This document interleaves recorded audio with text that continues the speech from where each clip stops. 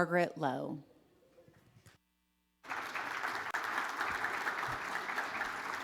Good morning, and welcome.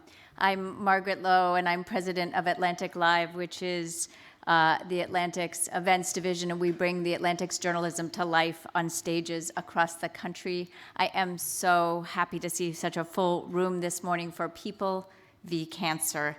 And thank you especially for coming out on this chilly November morning. I think it's actually a lot better in here than it is out there. We have a lot to talk about today. For years, people seeking cancer treatment had just three options: surgery, radiation, and chemo. But as everyone in this room knows, there has been a revolution in cancer: immunotherapy, genomics, and genetic screening.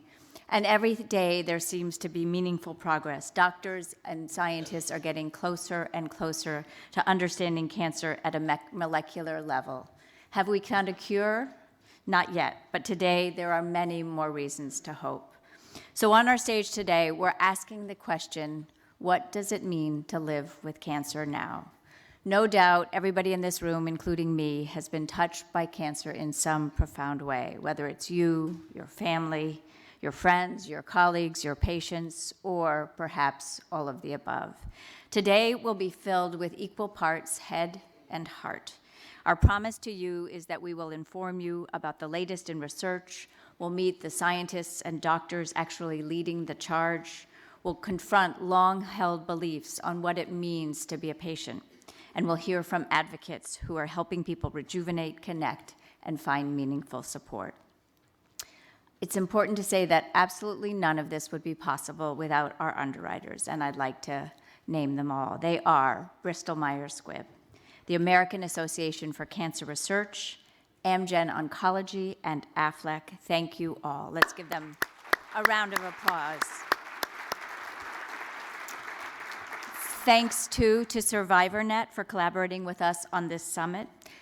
Before we begin, a few quick practical notes. First, we'd love you to join the conversation on Twitter at AtlanticLIVE. You should use the hashtag #PeopleVCancer, one word, and I know that you'll have many smart questions of your own, so we'll leave time for that over the course of the day. Now I want to give you a little download on how the Q&A portion of the morning and afternoon will roll. So if you'll indulge me, take out your phone and open a browser. This isn't a mandatory act, but we'd like you all to play along if you would. Once you have your phones out, type in Slido. That's SLIDO.com. Once again, SLIDO.com. You can see it there on the screen. So, got it? Everybody got that? Quiet. Okay. Next, type in People v. Cancer. It's one word on your screen, and you'll notice an option to ask questions. And this is the technology that we'll use throughout the day for Q&A. And as I said, we're going to leave time for that after each session. You can identify who you are in this technology, and we like to know that. But you can also be anonymous if you want to be, and we want to hear from all perspectives, so please don't be shy about asking your questions. Now, let's get rolling. We're kicking off the morning with a wide-angle lens on the state of cancer research and care. Here to talk about the future, please welcome Lori Glimcher. She is president and CEO of the Dana-Farber Cancer Institute. Lori.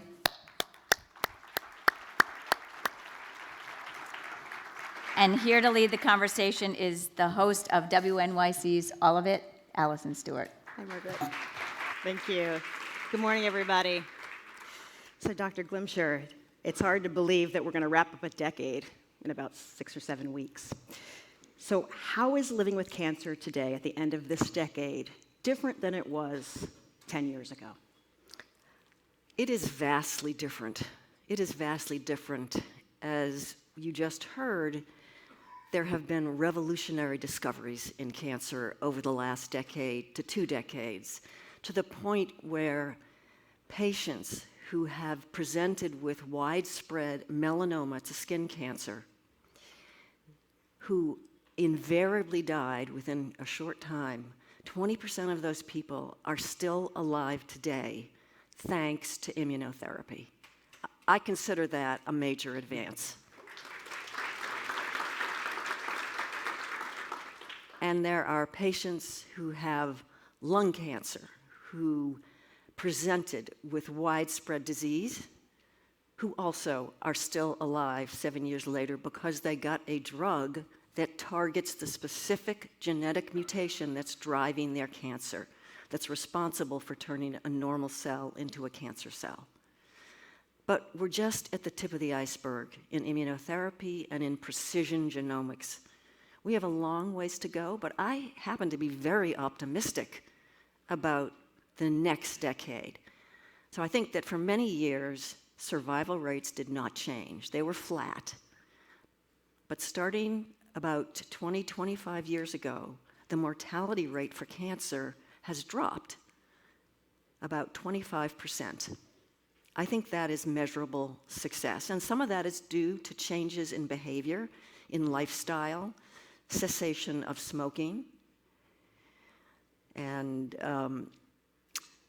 increased fitness, exercise, being more attentive to one's diet, because what you put inside can change the microbiome in your gut, and certain of those species in your gut are associated with cancer. So it's certainly partly lifestyle choices, but it is also these new medicines that are now available for treating patients with cancer. Let me take it back almost 50 years, when President Nixon declared a war on cancer in December of '71. Since that time, what has remained horribly stubborn and difficult? At that point, all we could offer patients, if they presented in stage 1, where their cancer hadn't spread, very, very good chance of being cured, because you could cut it out, and then you could use radiation or chemotherapy, and those patients did well. But that's only about 25% of patients who present with stage 1 cancer. There are cancers that are very silent. Ovarian cancer is a good example of that. Pancreatic cancer is a good example of that. People don't realize they're ill and that something's wrong until the cancer has spread widely. And if you present with metastatic cancer, we can only help, perhaps half of those patients. So we have a long ways to go, but as I said, we have now some apparent cures for a number of diseases, because of the 75 cancer drugs that have been approved over the last couple of years, Dana-Farber Cancer Institute has their fingerprints all over those drugs. And that's because Dana-Farber, to me, is a very unique place. It's a very unique place because we have 50% of our faculty are doing research and 50% are taking care of patients at the bedside. So we make these brilliant discoveries in research that then can get translated into new drugs at Dana-Farber or in partnership with a pharmaceutical company or a biotech company. So we have founded, over 40 biotech companies just in the last decade, and most of them are still alive and thriving. And I do want to give you an example of how unique the environment at Dana-Farber is. I mean, we're a dedicated cancer hospital. All we do is think about cancer. Our mission is cancer. And everybody at Dana-Farber, from the parking attendants to the janitors to the nutritionists to the doctors, really buys into that mission. So our research scientists interact flawlessly with our clinicians, and most of our clinicians are doing clinical trials. We do over 1,000 clinical trials at Dana-Farber, many of them in the very early space, testing out potential new drugs. We can match patients who come to us into clinical trials very easily. If there is a clinical trial available, Dana-Farber patients will be put on that clinical trial if there are no other options. And I think that's very special, and is, a great example of that is our recent Nobel Prize winner in medicine, Dr. Bill Kaelin. And Bill came to the Dana-Farber as a fellow. He had an MD, he didn't have a PhD, And he worked in the laboratory of a distinguished scientist for a few years, and then he set up his own lab, and he asked a very simple, basic science, fundamental science question. He asked, how do cells sense oxygen? We know oxygen is vital for us. Too much of it isn't good, too little isn't good. But nobody understood how cells sensed oxygen. And so he figured out that puzzle over the next 2 decades and was awarded the Nobel Prize for doing so, along with 2 collaborators. But Bill didn't stop there, because cancer cells are hogs. They suck up all the oxygen in the environment. They suck up all the nutrients in the environment. And that cancer is situated in one place or many places, and it's surrounded by your immune cells that need to be activated. They need to be killing the cancer cells. But the tumor takes all the oxygen and all the nutrients away from those killer immune cells. So Bill went on to, with help from our clinicians and our wonderful chemical biologists, to start working on a drug that would target the proteins he had discovered. And that drug is FDA approved now. So he went from bench to bedside. And that's because our clinicians, whenever they see a patient who's unusual, they call for the help of our researchers. Dr. Glimcher, it sounds like this is a specific kind of culture at Dana-Farber. How do you create that culture? How can that culture be replicated?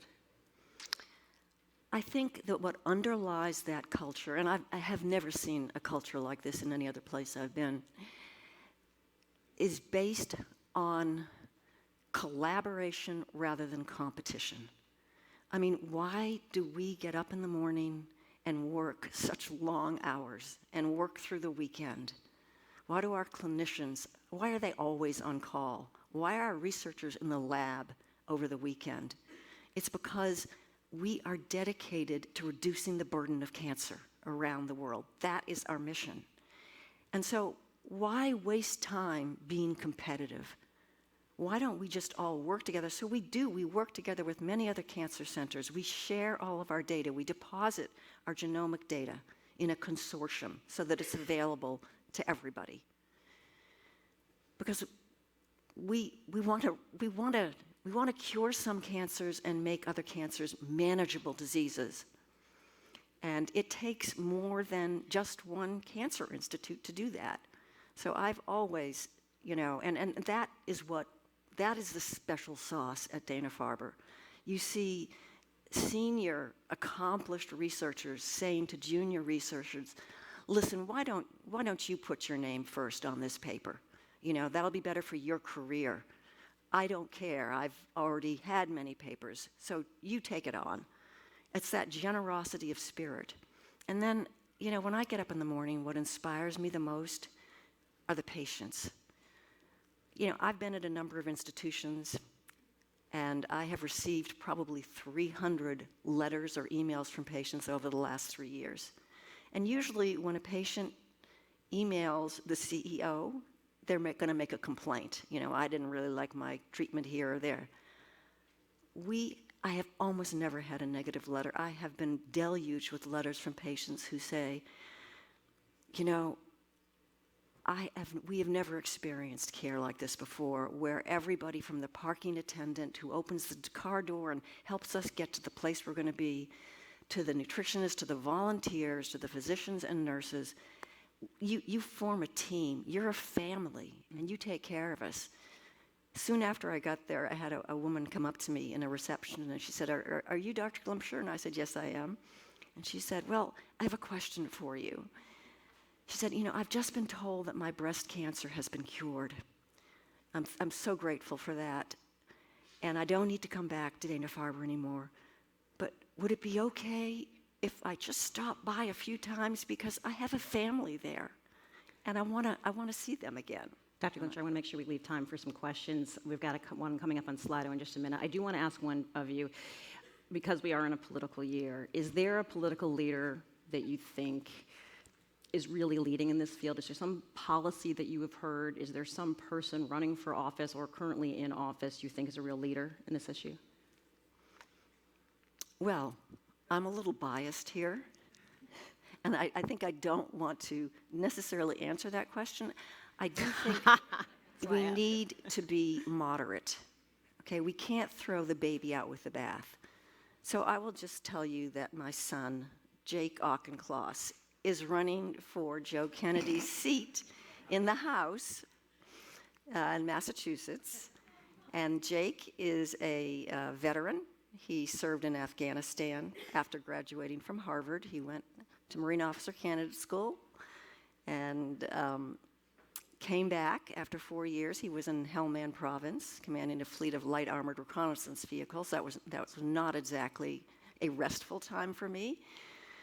And he came back after 4 years. He had been in the Special Forces, came back and went to business school, and then went into the private sector.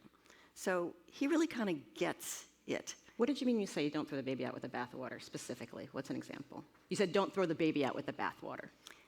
We want people to have we want everybody to have access to all the wonderful drugs that are being developed, and we have many, many more to be developed. I don't think anybody would disagree with the lack of equity that we have in terms of access. At Dana-Farber, we see everybody.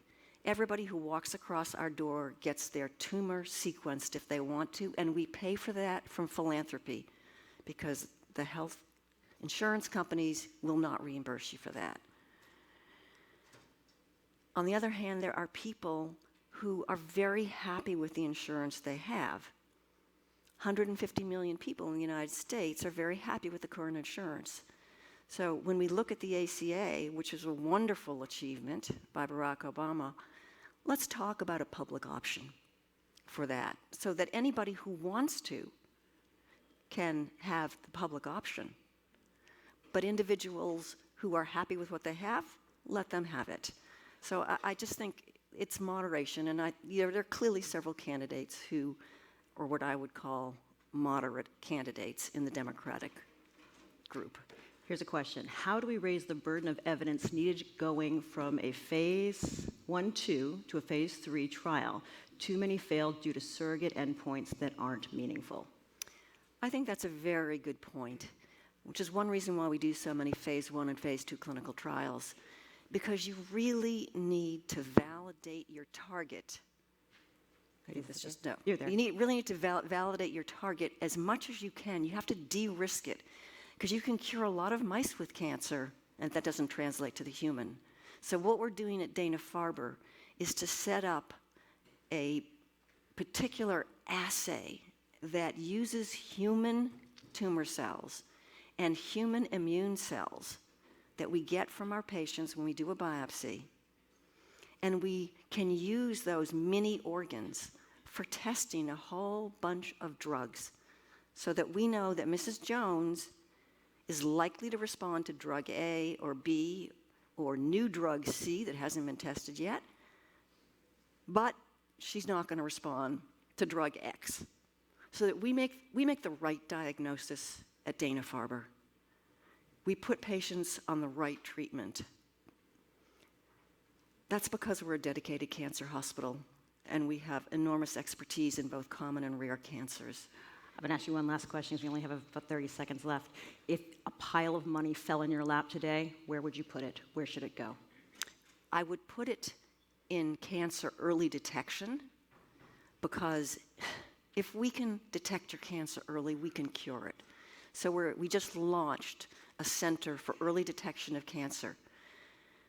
We are focusing as well on inherited cancers. 10% of cancers are inherited. Those individuals do not need to develop cancer. We should know that they have or do not have the genetic mutations. So Judy Garber is a breast oncologist, and she is now asking for all women of Eastern European Jewish origin, because 1 in 40 of us have that mutation. Please come in. Let us test you for that. Come in when you're young. because then we can monitor you. We can monitor you. You can have the decision whether you want to have surgery, but we're going to do mammograms on you, and very, very detailed mammograms on you, ultrasound or whatever, to make sure we catch your breast cancer or your ovarian cancer at stage 1 when we can cure it. Dr. Glimcher, thanks so much for your time today. You're very welcome.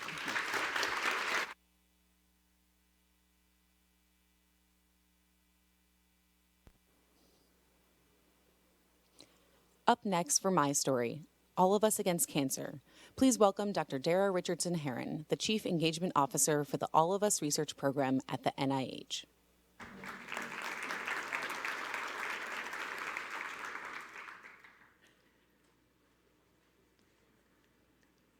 My parents told me that by the time I reached the ripe old age of 2,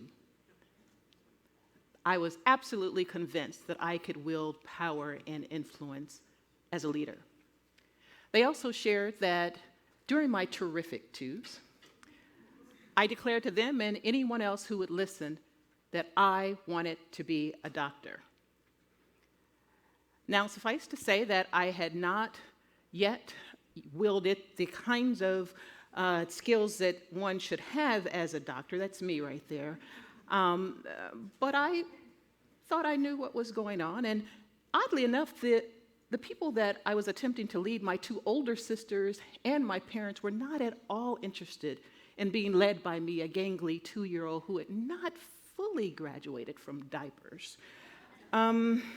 I am happy to say that I did go on to fully graduate from diapers, and then I graduated from elementary school, high school, and college, and I was accepted into my first choice medical school, New York University.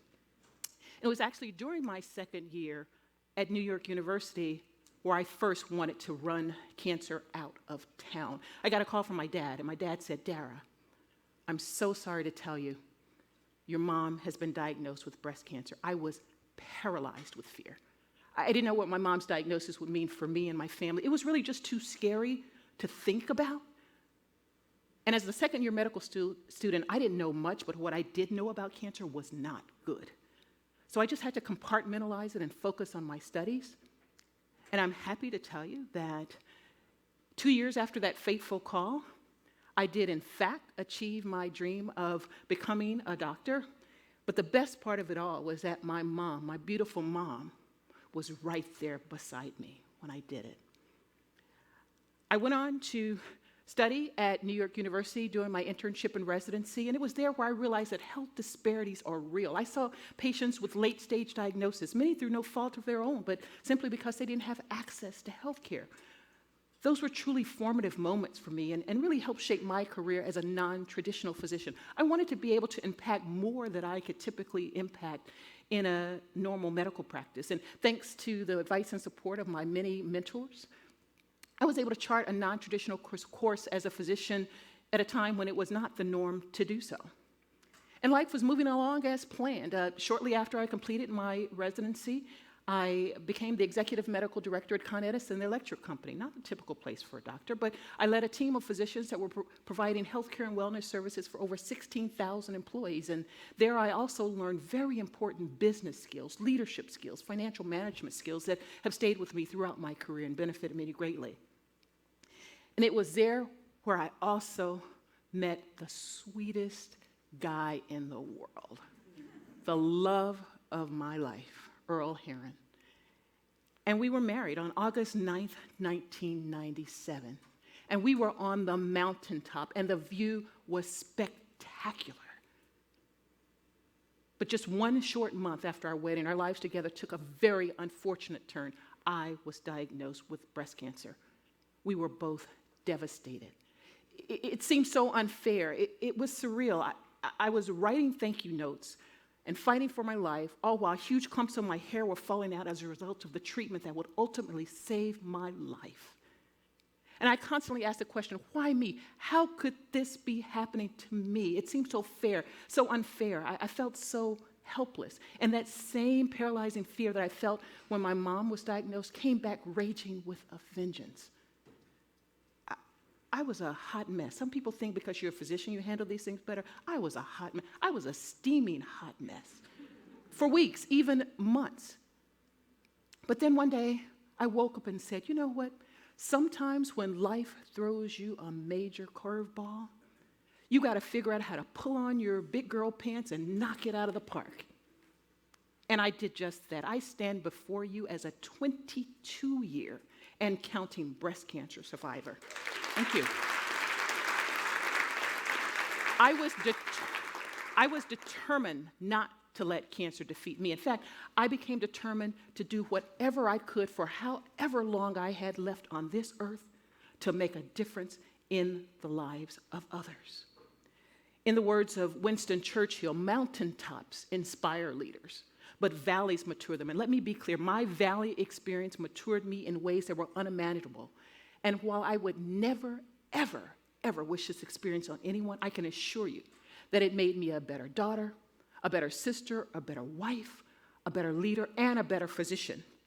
I often describe myself as a physician by trade and an advocate by choice. And I've had the opportunity to serve in leadership roles in many noble organizations, from Susan G. Komen for the Cure, United Cerebral Palsy, the YWCA of the United States of America, and now in my coveted role as Chief Engagement Officer and Scientific Executive at the National Institutes of Health All of Us Research Program, a game-changing initiative designed to bring together 1 million or more individuals, diverse individuals from all walks of life, to share their data and information for research that will undoubtedly change the healthcare landscape as we know it.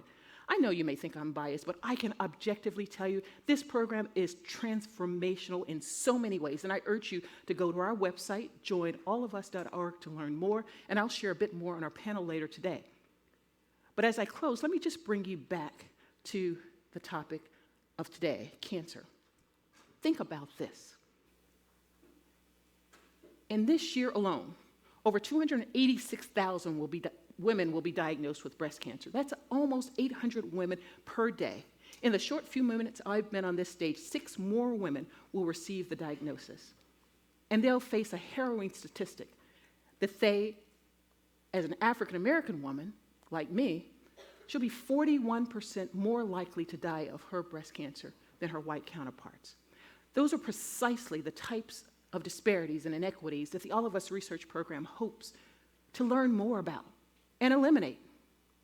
Dr. Glimcher just spoke about what's on the horizon and all the great advances that we have made in health and healthcare. And I, for one, am totally stoked and excited.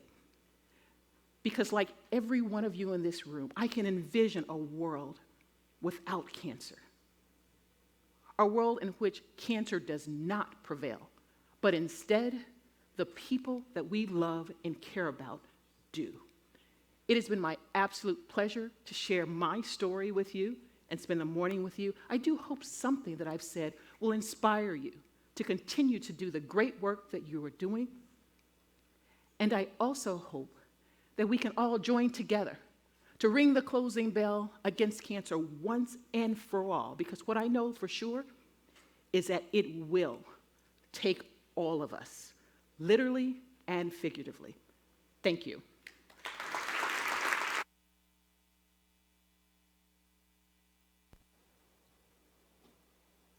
For a session produced by our underwriter, Bristol Myers Squibb, please welcome its Chief Medical Officer of Global Drug Development, Dr. Sumit Hirawat, and Linda House, President of the Cancer Support Community. Here to lead the conversation is Justin Burke-Bickler, educator and founder of aballsysenseoftumor.com.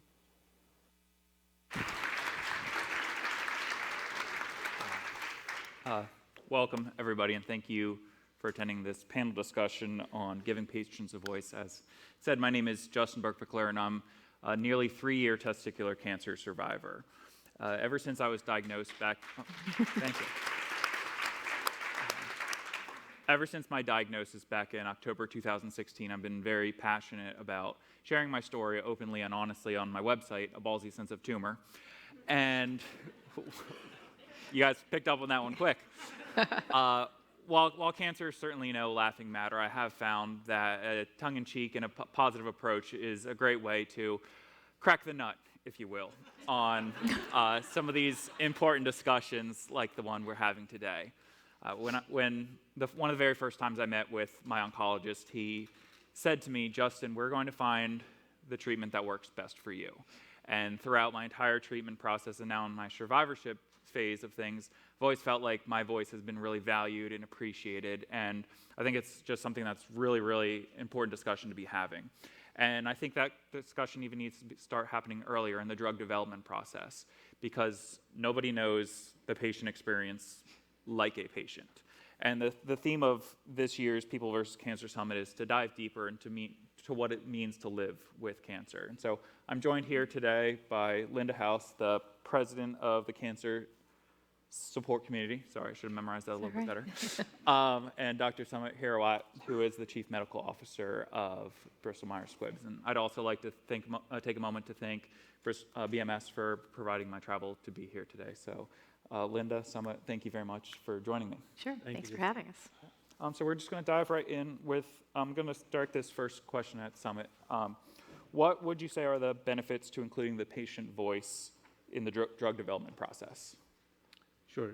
Thank you, Justin. First of all, I really appreciate your seeing the lighter side of being diagnosed with cancer and making people laugh, even on a serious matter over here. From my perspective, very early on, even in my career, in my training, when we think about a patient, you stop thinking about statistics, first of all. We don't say median survival is this and median progression-free survival is this, because you treat a patient as a patient. And if you think about a patient, then more than the regulatory endpoints of overall survival and progression-free survival, it is more important to treat the patient holistically and think about what is important to them. I'll just share an anecdote and then come back to your question as well. Many years ago, when I saw a patient with anaplastic thyroid carcinoma, we knew what the outcome is. And literature would say that the prognosis is pretty bad, and in those days, survival being around 4 months. But when we talked to the patient and said, what is it that is important to you? Because we know what the outcome is going to look like. It was a frank discussion. And he clearly said, all I need is some time because I need to take care of a few things. And we did everything we possibly could in terms of putting a stent, finding the best combinations of chemotherapy, providing him the best care that we could. He survived about a year. And he was very thankful towards the end that he had that time to take care of the family matters that he needed to. And what that tells us is asking the patient of what is important is very important. And so then when we come back to drug development, to have the efficacious drug development, not the efficacy of the drug, it's important to know what is going to be that important endpoint to measure from a patient perspective. To take that perspective and go to the regulators and talk to them and even educate them, if need be, to say, why is that particular point important?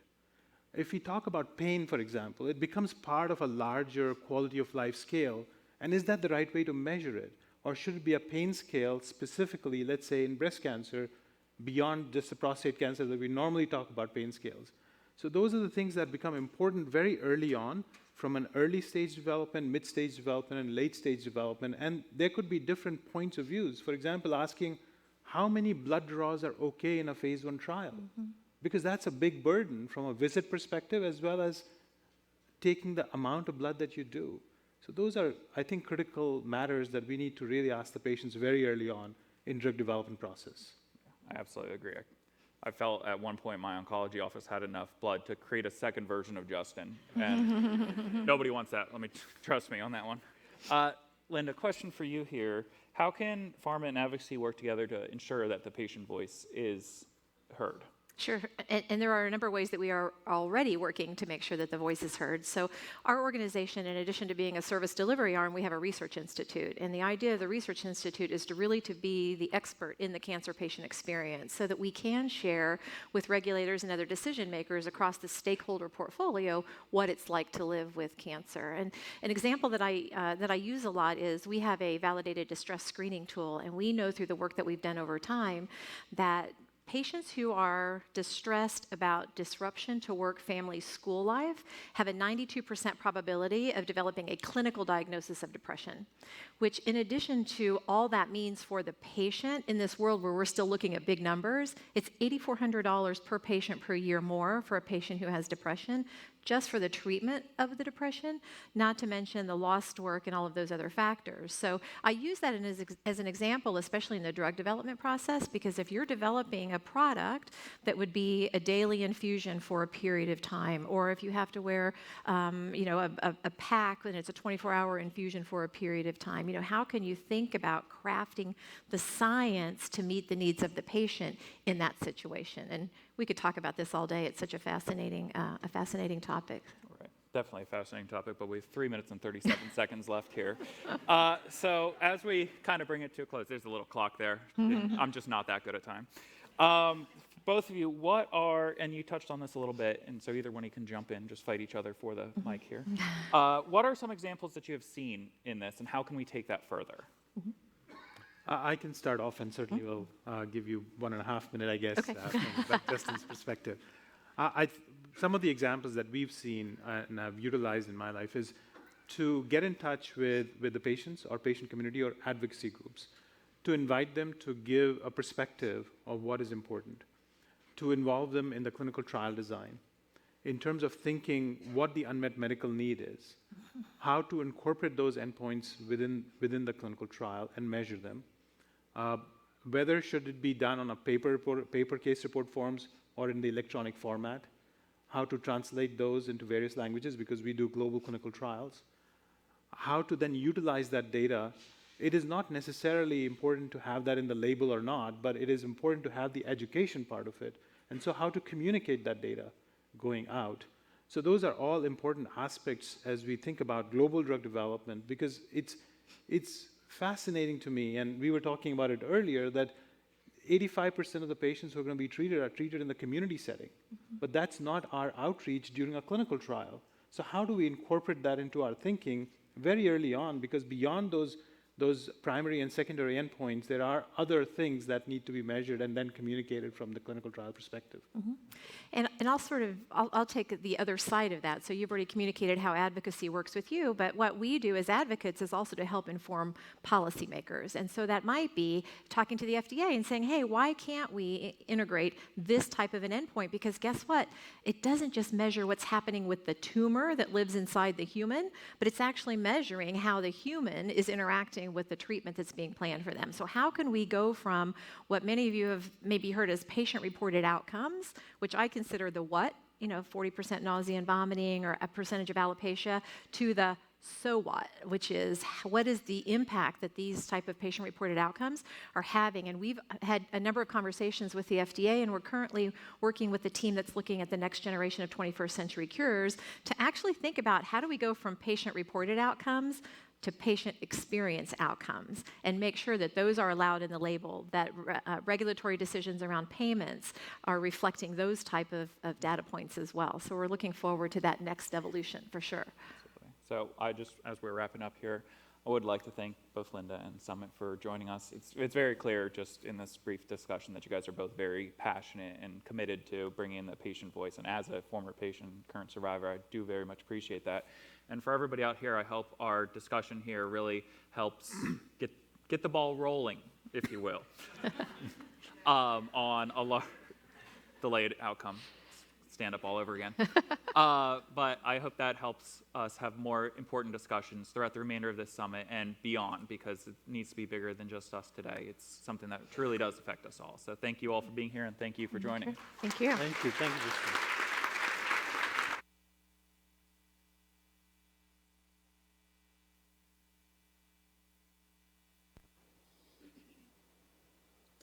For a conversation about finding meaning in the moment, please welcome Kate Bowler, author of Everything Happens for a Reason and Other Lies I've Loved, and Dr. Sunita Puri, author of That Good Night, Life in Medicine in the 11th Hour.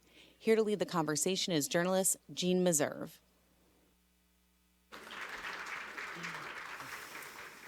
A lot of exciting talk today about the science and technology around cancer. but of course there's always a person at the center of a cancer diagnosis. And we're going to talk a little bit on this panel about how to keep that person front and center when we're talking about treatment, when we're talking about quality of life, when we're talking about quality of death. Thank you both for being here. Kate, you were diagnosed with stage 4 cancer in your mid-30s with a young child. Yeah. How are you doing now? Yeah, it's been not my favorite last couple of years, but it's a different way of life. It's a scan-to-scan kind of life, where I go in and they check me and they say, thank you, immunotherapy, for being wonderful. Let's wait and see. And then we all high five, and I go home. Yeah. You, in your book, were very critical of the medical care you received, particularly during diagnosis. In fact, there was one memorable quote where a doctor said to you, the sooner you get used to the idea of dying, the better. Talk to us a little bit more about the physicians you dealt with. Well, I think I was just a little thrown. I was just in a weird place because I'm a professor at Duke University, which is very conveniently attached to the hospital, basically. And I'm also a historian, so I know, it's just like science words that I mostly lightly did not understand at all. And so when I got the call that I had stage 4 cancer, I was in my office and I was wearing like a reasonably fancy blazer. And then I walked over to the hospital, and then all of a sudden you're in rough cotton, and you're looking at, like, I am in academia, so I understand feudalism, but like little pyramids of people, and I didn't know who was important, and so it was so weird for me to suddenly be surrounded by people who weren't telling me how I was. They were using outcome language, which is just probability math. And I really struggled to feel like we were on the same team. Like, well, wait, I was fancy like 1 second ago. Let's be colleagues. Sunita, why is it that doctors aren't better at talking to their patients about these very serious issues around diagnosis in particular? That's a great question, and it's something that I struggled with when I was in my medical training, and I come to medicine with the sensibility of a writer. And so what I noticed in my training was that saying things very simply, like you are very sick and there is a chance that you may be dying, that became sentences like, your prognosis is poor.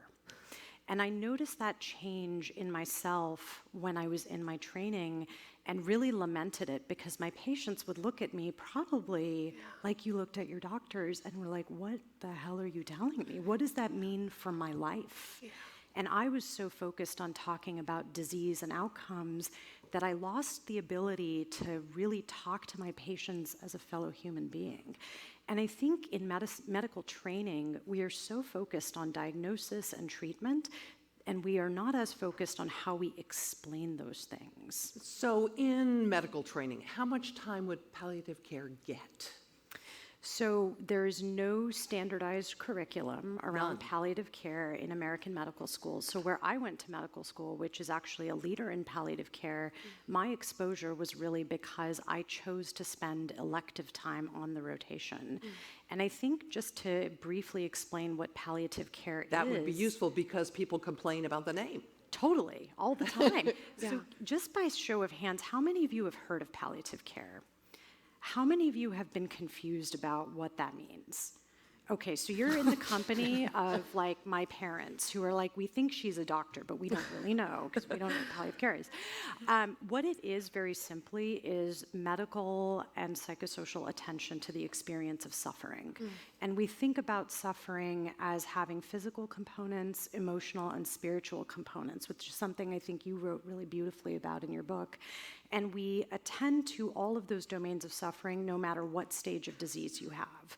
So palliative care should be offered alongside cancer treatment at any stage, not just at the end of life. Getting back to the training issue for just a minute, it isn't just, I gather, about the time spent on it. It's about the mindset of people in the medical profession who are all about fixing things, correct? Yeah. Absolutely. If you even look at a lot of our studies in medicine and the language of the studies, we are looking at things like survival benefit. And that really means that's decoupled from the idea of quality of life. And we're more concerned now with studies that look at quality of life and how people experience their lives with treatment and with disease. But very much, especially in the world of cancer, outcomes are really about length of time we give people and less about the quality of time we give people. And it should be more about quality. I think absolutely, and helping people figure out what quality means for them at every stage with an illness. Yeah.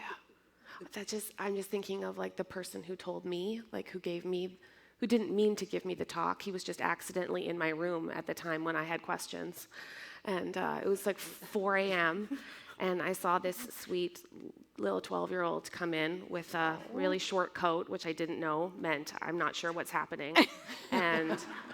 And then I said, and finally no one was in the room. And so, you feel like you can be honest if maybe you're not sitting around your parents who you're scared for and your husband. And I said, sorry, because I'm Canadian, so it always starts with sorry. I was just like, sorry, no one has told me, I don't mean to put you in this position, but nobody's told me how long I'm going to live. And I was just wondering if we could go over that. And also, I don't know what legions are, and they keep saying legions. And he's like, I haven't Googled it. Also, no one wants you to Google things. So Dr. Google is my nemesis. Oh, sorry. Oh no, great. Yeah. So I just said. He said, well, those are tumors, and I was so embarrassed. I was like, oh, there are tumors everywhere, and I said, well, so based on the words you're using, like, how much time do you think I have? And he said, I can only answer that by way of describing the probability of outcomes for someone with your diagnosis. And I said, well, then just give me whatever that is. And he said, well, you have a 30 to 50% chance of survival. And I like immediately reached out and I grabbed his hand, and he was like so uncomfortable. And I said, you'd better be holding my hand if you're going to say stuff like that. But that actually brings up something else that came through in both of your work. It is partially about the language, but you both made it clear that touch was something that was really important in these situations. Yeah. And you found your doctor was uncomfortable with it. Again, a barrier. How do we break it down, Sunita? And I think touch can be a little tricky sometimes, depending on the nature of the conversation and whether you have a relationship with the person.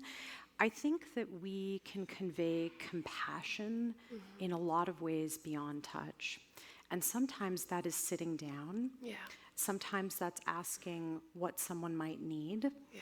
I think when I teach my medical students and my residents, I talk to them a lot about slowing down when you're talking rather than blazing through your sentences, because even if you don't touch someone, when you slow down and make the time, that conveys compassion in a huge way.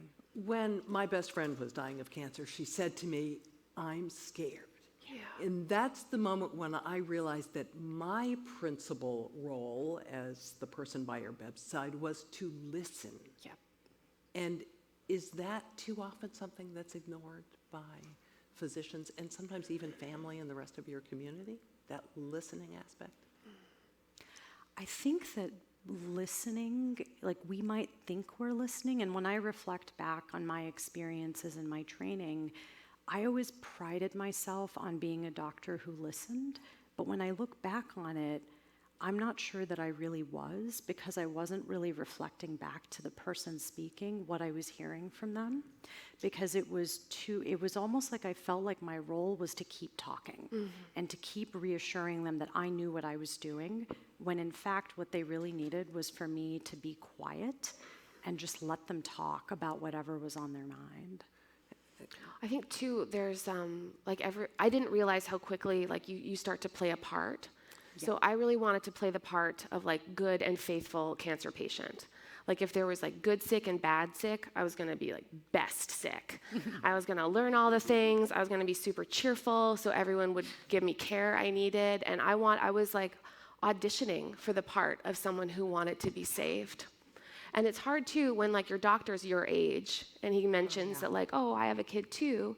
And you're like, oh, great, great, great. Here's a picture on my phone. Like, if you care about me, then maybe you'll make that extra call, or you'll look more carefully at my scan, or like you're so desperate to make sure that you've lined up all of the odds so that somehow you'll eke through. And I think it's part of the deep, pernicious belief we all have that we can somehow save ourselves, and that we're not allowed to need each other.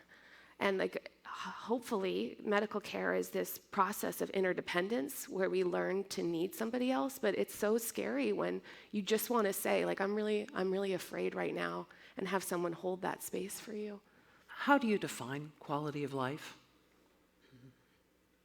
I don't know. I think it is so dependent on what someone is going through. I recently had 2 patients, both with metastatic pancreatic cancer, and both similarly debilitated by their illness. And when I was talking to them about what they want for themselves now and with the time they might have, both of them told me very different things. One person told me, it doesn't matter to me if I'm bedbound, it doesn't matter to me if I'm on prolonged life support. If I can feel the touch of my grandkids and hear the voices of people I love, that to me is quality of life.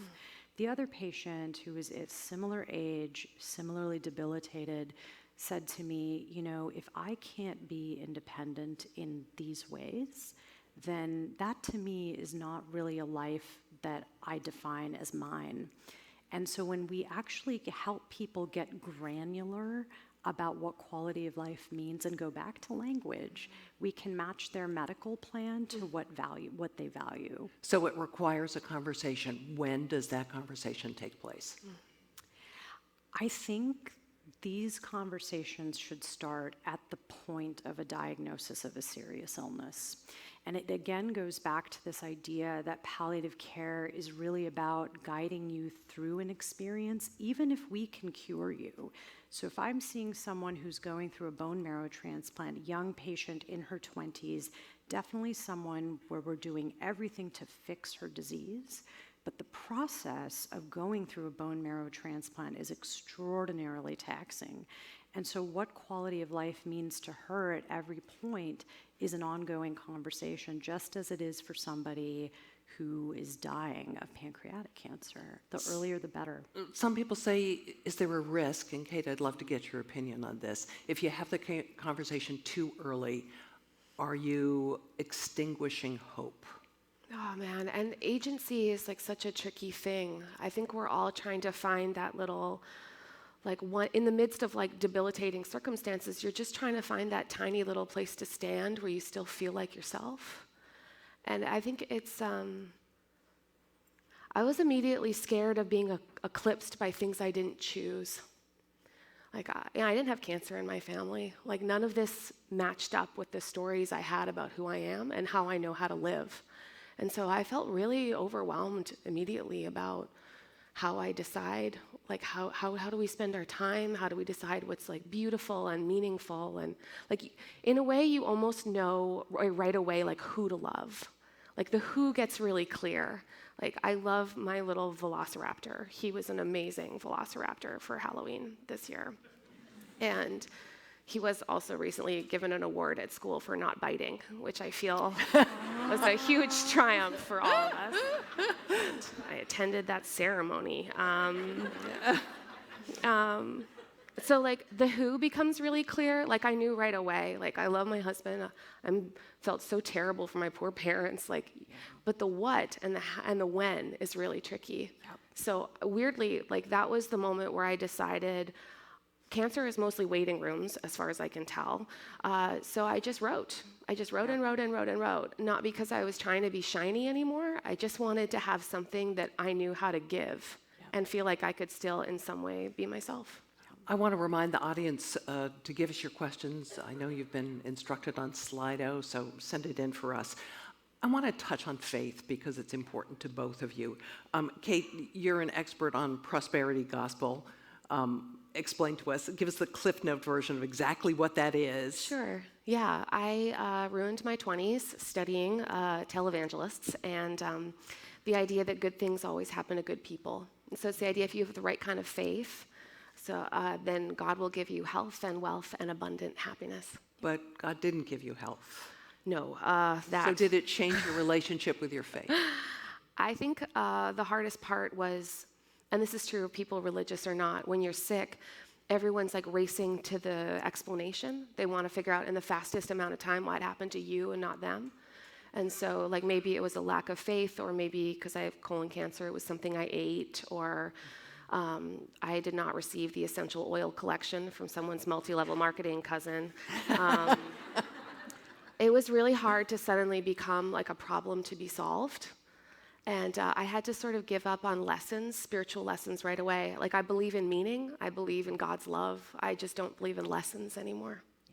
Sunita, you also talk a lot about faith. It almost struck me that your practice of medicine is a kind of ministry. That's a beautiful way to put it. And I was very lucky to grow up in a home where spirituality was front and center. My mother is an anesthesiologist, and I would round with her in the hospital when I was probably that tall. And I just remember her praying with her patients before she would take them to surgery and when they were in the recovery room. And I kind of was taught that everything is temporary. And I come from a Hindu and a Sikh background, and this idea that my parents taught me that everything that is will one day not be, but who you actually are is bigger than the physical world. And I lost some of that in medicine. And when I went into palliative medicine, I really started to see that language of everything being temporary, including our suffering, became a touchstone for a lot of my conversations with patients. And really this idea that who we are is bigger than our disease. Our identities are much more than being a patient or even being a survivor. We're much more complex than that. And sometimes what we want for ourselves is not what the body can bear. And the spiritual decoupling of who someone is from the limits of the body and the will of nature, those are the turning points in some of my conversations with patients. And this is deeply spiritual stuff that I get from my parents, and I am immensely grateful for that, because that's a perspective that I need when I walk into the room to see someone 10 times a day who's in the throes of suffering. No one can explain. No one knows why it happened. And I see the person and I see the disease in the body as separate. And I think that comes from the language of my spiritual traditions. We have a question from the audience. Can you share the role of multidisciplinary team care to optimize quality of life of patients with cancer? Sunita, you actually have come up against some physicians who've made it more difficult for you, haven't you? Yes, I mean, I think that again, in our training, the role of palliation and this idea of accepting that everything is temporary, including our mortal bodies, that's not taught to us. So when you are asked to weigh in on the goals of care or quality of life of somebody, sometimes the greatest resistance comes from my physician colleagues. And I almost feel like I have to be the most careful with my words with my physician colleagues. I have to be very careful with my patients and families, but definitely very careful. Like, I have to reassure them, I'm not here to put someone on hospice. I'm just here to talk about their pain. And I think that's where multidisciplinary care really comes into the picture, because sometimes it's my team social worker that a particular physician may feel more comfortable with rather than me. And I think the perspectives that a nurse, a social worker, a chaplain, and a doctor bring to the same patient are varied and unique, and we need that team. No one person can do this sort of work. Another question, what would you rename palliative care so it doesn't terrify patients and they would be more willing to embrace it? I agree, this person adds that it's desperately needed at diagnosis. Thoughts from both of you? A better name for it? I'm going to defend this point. I All like right. it. I think this is part of the American obsession with individualism and hyper-agency, that we can't use words that allow us to be limited. I think we are just temporarily invincible for a little bit when you're 40 or something, and then the rest of the time you know that maybe your parents are sick or you're caring for a dependent. Like, I think I want you to be just very pro palliative care right now. Just like, get them. So This is a question that I get a lot. And I remember I gave a talk to the Department of Surgery, and the chair of surgery interrupted my talk to ask about this very question. And I think something I've learned through my training is to step away from euphemism and just tell people the facts as they are. And I think if we rename palliative care, we're trying to get around, the name of our board exam. That's literally, if you look us up, you're going to see board certified in hospice and palliative medicine. And to call ourselves supportive care or something else it kind of sidesteps the issue, which is that people don't know what we do as a field. And so when I train my colleagues or my students and residents, I say, the most important thing is how you explain your purpose and the role in their care. So when I meet someone, I say, I'm from the palliative medicine team, and it's totally okay if you don't know what that is. I'm going to tell you. Yeah. And then I just say what I do and what I'm there to do, which is really to preserve their quality of life through the management of symptoms and through talking about what's important to them. And no one's punched me in the face yet. Yeah. So, please join me that. in thanking Kate and Sunita. You're so lucky.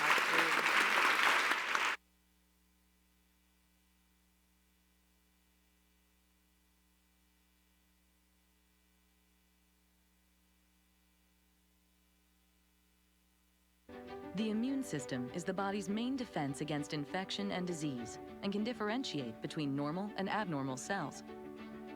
T cells, a type of white blood cell, are a critical component of this system. They patrol our bodies, looking for signs of invaders, such as bacteria, viruses, and even cancer.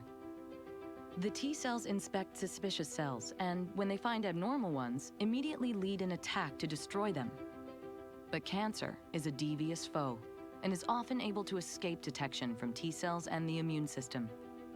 Immunotherapy seeks to intensify and boost the body's own immune system and improve its natural ability to target cancer cells. But it wasn't until the advent of genetically engineered T cells that the world of immuno-oncology was truly transformed. One novel approach that helped usher in this new era is chimeric antigen receptor T cell therapy, or CAR-T therapy. In what's known as autologous CAR-T therapy, the patient's own T cells are collected and genetically engineered to recognize and destroy specific cancer cells. The reprogrammed cells are multiplied and are then reinfused back into the patient. When these CAR-T cells find and bind to target cancer cells, they release certain proteins that destroy them. This autologous CAR-T therapy approach is considered by many as the first revolution in cell therapy. While putting hope within reach for patients with certain blood cancers, autologous CAR-T therapy has limitations. Autologous CAR-T therapy requires manufacturing for each patient. The T cells from critically ill patients can be difficult to harvest, and the manufacturing process can take from 2 to 4 weeks. That can be an eternity for a patient with progressing disease. In some cases, by the time their T cell infusion is ready, they may be too sick for the therapy. Here to discuss whether or not immunotherapy can scale up, please welcome Dr. David Chang, co-founder, president, and CEO of Allergen Therapeutics, Dr. Sarah Naeem, partner at New Enterprise Associates, and Dr. Alex Marson, associate professor at UCSF and scientific director of biomedicine at the Innovative Genomics Institute. Here to lead the conversation is the Atlantic's deputy editor, Ross Anderson.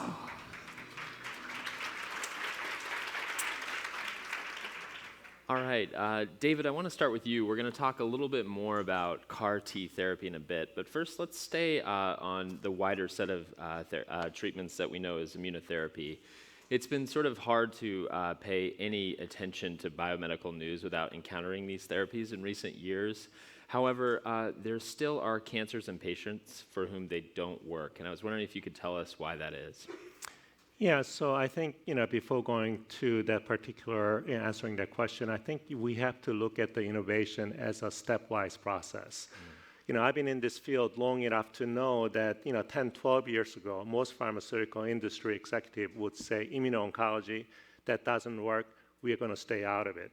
And it wasn't until 2011 when BMS got ipilimumab approved, and with new data coming from the PD-1 inhibitors, the excitement really began. So where we are now, even in a setting where a patient has a metastatic widespread disease, immunotherapy can provide treatment benefit that is nearing cure.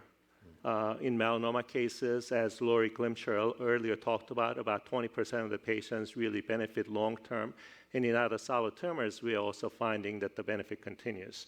So that's where we are. And then as the video shows, I mean, this science is continuing to, innovation is continuing. The cell therapy, this is a new treatment that's coming up that's increasing the treatment benefit to another level. So I was involved in the development of CD19 chimeric antigen receptor therapy, Yescarta, and there's also another product, Kymriah, that's approved in this setting. Here in the leukemic patients or patients with non-Hodgkin's lymphoma, you're talking about somewhere between 1/3 and 1/2 of the patients after a single infusion of cell therapy remaining disease-free up to 2+ years, which is the latest follow-up that the companies have presented. Alex, can you tell us what sort of cancers and tumor types in particular are difficult for immunotherapy? Sure. I think it's important to think really about these two types of immunotherapy that David talked about, the checkpoint blockades, where you're taking the patient's own immune system and releasing the brakes, and then the cell therapies. And so I think for the real poster child of success for the checkpoint blockade has been melanoma. I think that's where we really saw that clearly the immune system is able to recognize melanoma, but there's brakes on it that prevent it from being effective at clearing melanoma, and checkpoint has been a revolution there. I think that we're now starting to see that march out for checkpoint blockades to certain types of lung cancer and other specific types of cancer. But most cancers still don't respond, and so we need to figure out what's happening there. Is it that there are no immune cells that are recognizing the tumor, or is it that we still haven't found the right brakes that we need to release for those patients? On the other side, the cell therapies, the early poster child of incredible success, led in large part by David, was the CD19, the going after, and that's taking immune cells and making them recognize something that they might not naturally recognize leukemic or lymphoma cells. And that's been an incredible success. But for cell therapies, we still have yet to see real success in expanding into solid organ tumors, where there's still an incredible need. Sarah, I want to go to you. You have sort of a unique investor's bird's eye view of the landscape of cell therapies, which is just this kind of, frankly, revolutionary set of new treatments. Can you give us a sense, not just David's, not just the CAR T, but how many of these new therapies are out there and what sort of successes you're seeing with them? Yeah, so it's really an amazing, exciting time because not only do we have approved CAR T therapies, but we have this whole stable of additional approaches that are behind it.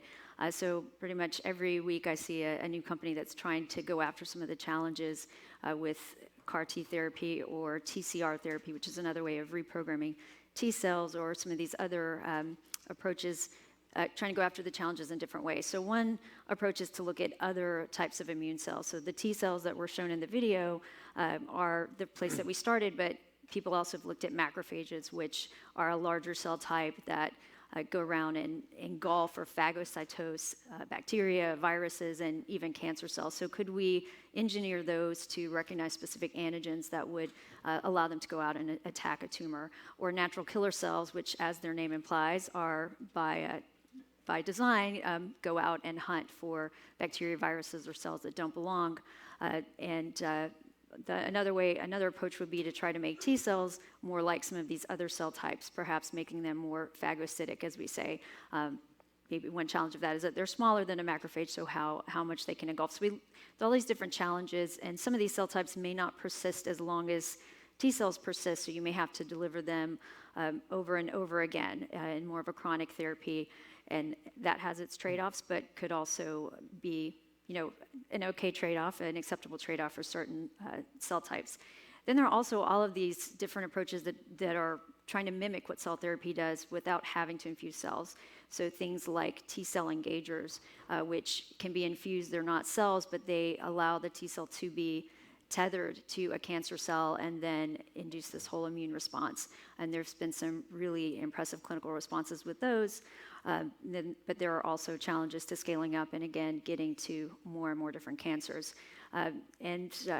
Other approaches that we seen that are interesting, trying to modify certain cells that would be, like B cells are killed by CAR T therapy, and then since B cells make antibodies, you can address this by giving the patient antibodies when they're on a CAR T therapy.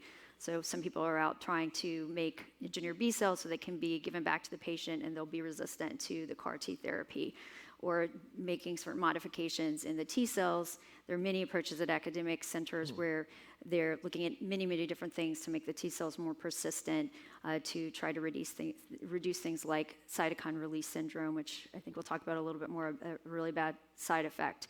So we've seen this whole plethora of approaches and also adaptability, because anytime you're going after a specific antigen that can be expressed by a cancer, there's a possibility that some of the cancer cells don't express that protein, are not going to be attacked by the cancer, by the T cell, and so you could have resistance. And there are many patients who do, in fact, develop resistance and don't have a long-term response.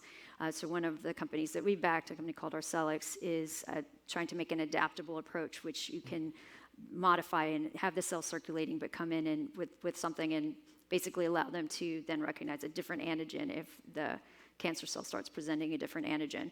So it's an amazing time with a lot of different approaches. And when you mentioned data, I think the hard part is they're not always great models for looking at these approaches. They're limited models. And when you think about mouse models, for many of the therapies that have been developed over the years, you could use xenograft models, which are taking human tumors and putting them in a mouse and seeing if the tumor can be eradicated by your therapy.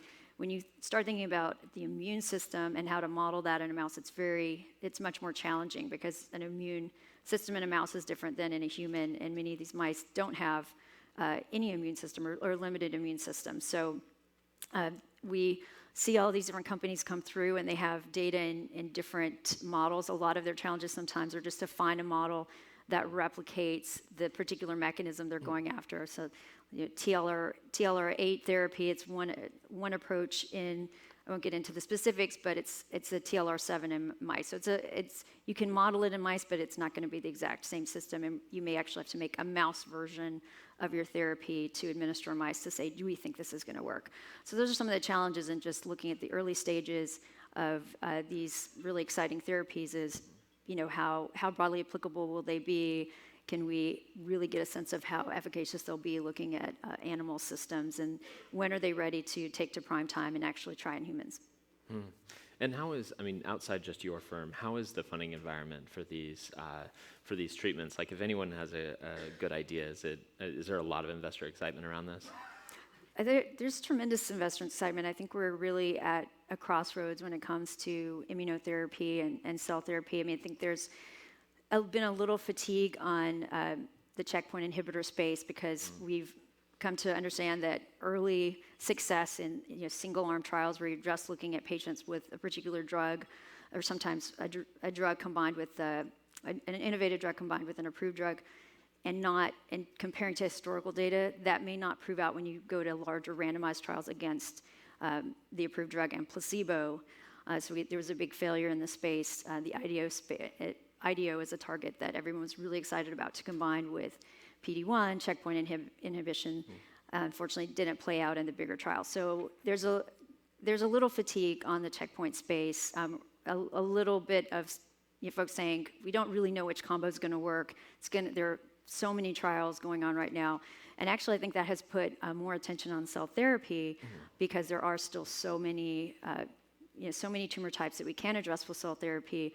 And as David mentioned, with checkpoint inhibition, we have good response rates, but they're still not rivaling the levels of some of the cell therapies in hematologic cancers or blood-based cancers.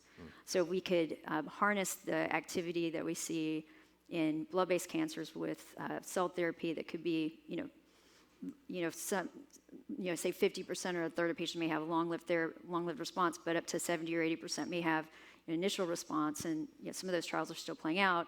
That would be revolutionary. So I do think actually we see really big funding rounds being being done for these companies because it takes a lot of capital to develop all the manufacturing systems and to do all the different animal studies and to try to hone in on a product to eventually get to people much, much more expensive than certainly small molecule, traditional drugs or even large molecules like antibodies and that type of thing.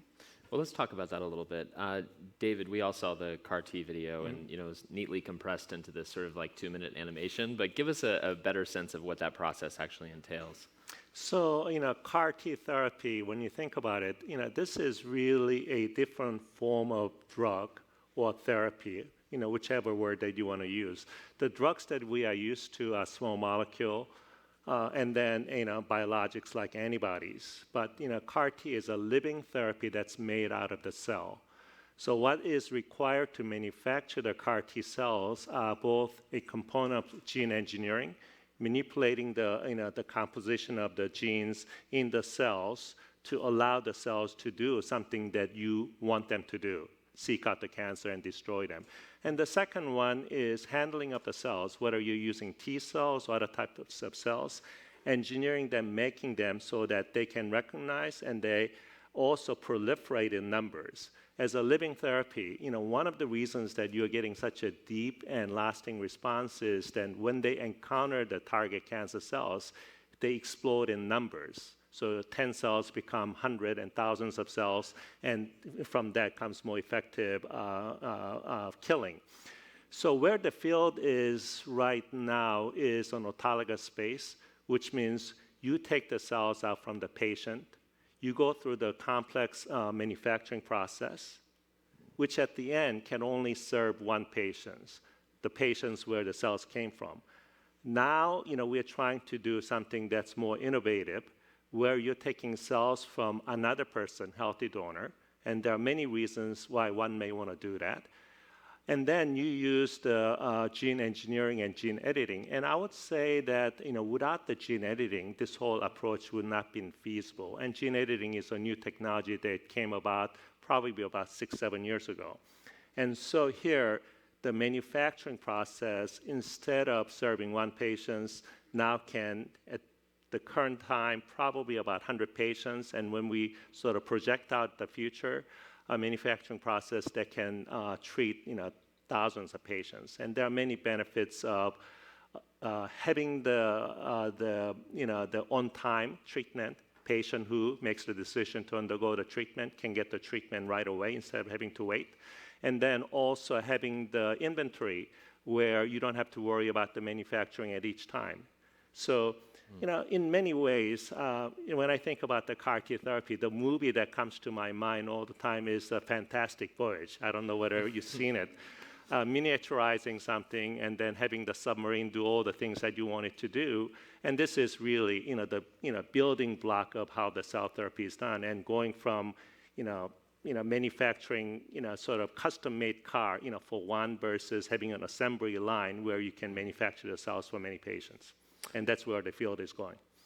And Alex, you're actually involved in the engineering of these T cells with CRISPR. Can you tell us a little bit about your work there and also just the challenges right now? Yeah. So I think it's important to explain a little bit that the first generation of CAR T cells were made with kind of a crude genetic engineering tool. They're used with viruses. And that always sounds a little strange. Viruses are really good, though, at inserting their genetic material into human cells. But they do it in a way that's kind of sloppy. They will put the extra genetic material somewhere into the genome of every cell that they infect. That's worked really well in the initial CAR T cell therapies, but it's not very precise. It's really expensive, and it takes a long time every time you want to design a new virus. So what we're seeing now is really an incredible convergence of two technologies. One is cell therapies, where we're taking cells out of patients' bodies, growing them up, and putting them back in. The other is advances in the ability to manipulate the genome of these cells. So CRISPR, I think, often gets talked about in the popular press as a way of making designer babies. And that is not where I would like to see CRISPR being used in the context of medicine. What it really is fundamentally is an ability to change genetic sequence. And DNA is the source code that tells cells how to behave, which means that if we can go in and start making edits to that genetic material, we can start programming cells to behave how we want. And this is exactly what David is talking about, that we can start actually engineering cells that are effective at getting to the right site in the body, that have logic built into them so that if they find a tumor, they know how to respond in a way that's productive to clear the tumor without causing side effects. And so what CRISPR is really the ability to go in and do just that, to pick any site in the code, in the DNA of each of the cells that we're taking out of the body, and make precise edits. We can now take pieces of DNA out. We can change individual letters, the individual nucleotides, A, T, C, and G. And now we can actually start inserting, cutting, and pasting new genetic sequences in. And this is allowing us to take the program of the cells, the DNA, and reprogram it to make those cells behave how we want and enhance their ability to clear tumors. I want to go to a Slido question or two in a minute, but could you also just tell us quickly how these re-engineered T cells aren't just for cancer? What other sorts of diseases might they be able to treat? So we know that the immune system is involved in almost any disease that you can think about. So we've had an incredible lesson in how important the immune system is for cancer. We know it's also important in regulating itself for patients with autoimmune diseases like multiple sclerosis and rheumatoid arthritis.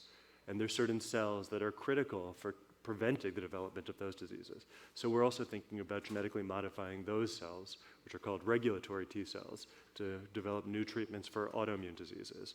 We're thinking about ways to make the immune cells better at finding infections, clearing infections that come up in transplant patients or come up in patients with congenital immunodeficiencies. And then where there's sort of a broader horizon is thinking, once we're genetically modifying cells and changing their behavior, we can start adding new functions into immune cells. And I don't know exactly where this is going to go, but maybe we're seeing early evidence that maybe immune cells could be used to treat heart failure, or maybe we can think about making them better at treating neurodegenerative diseases like Alzheimer's. So that's a little bit more science fiction, but I think that fundamentally cells are going to be the delivery vehicle as a new type of medicine. And now we're just starting to really imagine what they might be capable of with the proper genetic engineering. That's exciting. I want to start, I have a question from Josh Mark who asks, what kind of role will neoantigens play in the future of immunotherapy? So let me take that. Neoantigens, so just to clarify the question, so these are the mutations in cancer cells that will make the cancer cells different from the normal cells. One of the biggest challenges in treating cancer is that they are so similar to the normal cells. So if there is a way to differentiate the cancer cells, I mean, that really gives a great way to specifically go after the cancer cells while leaving all the normal tissues alone. And neoantigens really provide that avenue. And so here, people are working, trying to utilize a neoantigen as a ways to boost immune system, vaccine approaches.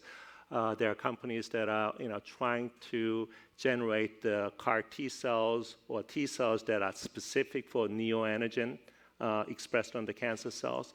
I think this is another way where we can really increase the repertoire of different tumors that we can go after. Thinking about, another question, thinking about preventative care, are there opportunities to use CAR T before a patient is diagnosed with cancer to start treatment at the moment of detection? It's hard to think how that would work. But. Yeah. Well, I think that the challenge is these are there's some approved therapies, and there are also many experimental therapies, but they have side effects, and they're very costly.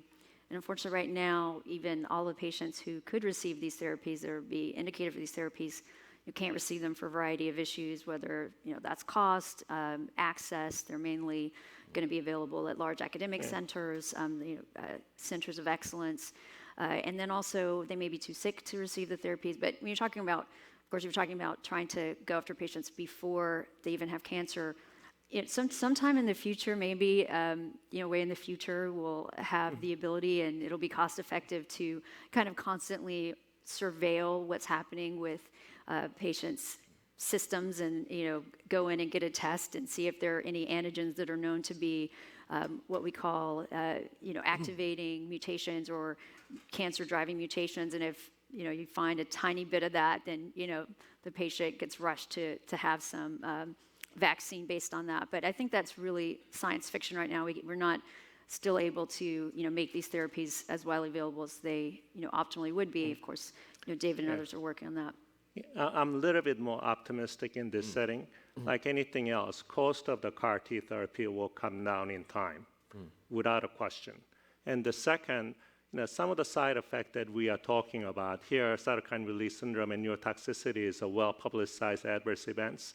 I think there is an element of precision medicine or predictive medicine that will play in a role. So you can distinguish patients who will tolerate the treatment well from the patients who will not have a more intense attention that will be required. You have to realize that people who undergo CAR T therapy, more than half of them, they're just in the hospital waiting to be discharged. And then it's the other 10 to 20% who will require more intensive care that needs attention. So this is really where the precision and predictive medicine has to come in play. And the third thing is, we all know that the best way to really take care of the cancer is early on, post-surgery, not exactly the setting the question was posed about. There's a whole area of neoadjuvant treatment where you eliminate all the remaining cancer cells after surgical resection.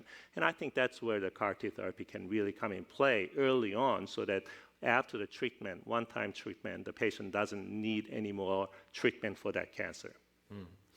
David, Sarah, Alex, it's been great. Thanks for being with us this morning.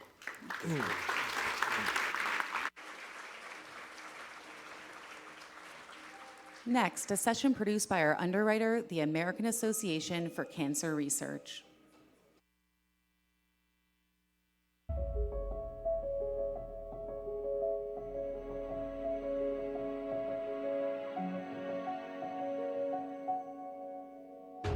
The American Association for Cancer Research, the world's first and largest scientific organization solely dedicated to advancing life-saving cancer research.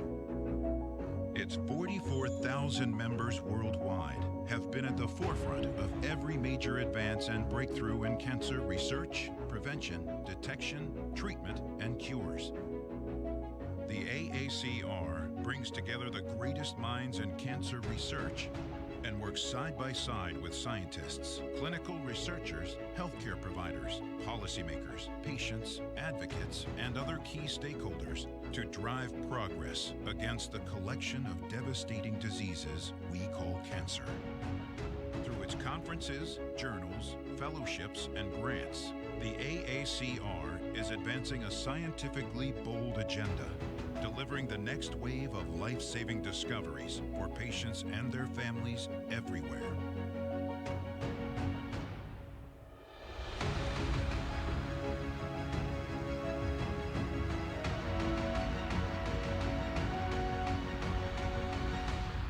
The American Association for Cancer Research, leading discoveries, targeting cures, saving lives.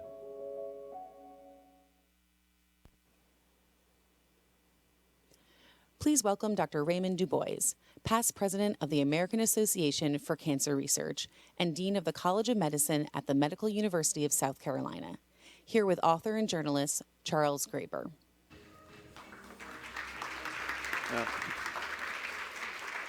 Fantastic. Well, good morning, Dr. Dubois. Good morning, Charles. Thanks for being here. We've just seen a video. As referenced in that video, we've seen that the American Association for Cancer Research is setting an especially bold agenda for that research, and that research continues to be our best defense against cancer. I know this is a relatively short conversation we get to have here, but if you could you tell us about some of the latest advances in cancer research and how they've led to progress for patients? Sure. So one of the publications of the ACR is our annual report. You can get it on the table out there. It really has everything in it, which we won't be able to cover in 7 minutes here. But so basically, the two major advances, and the audience has heard about these earlier, is immunotherapy and precision-targeted therapy.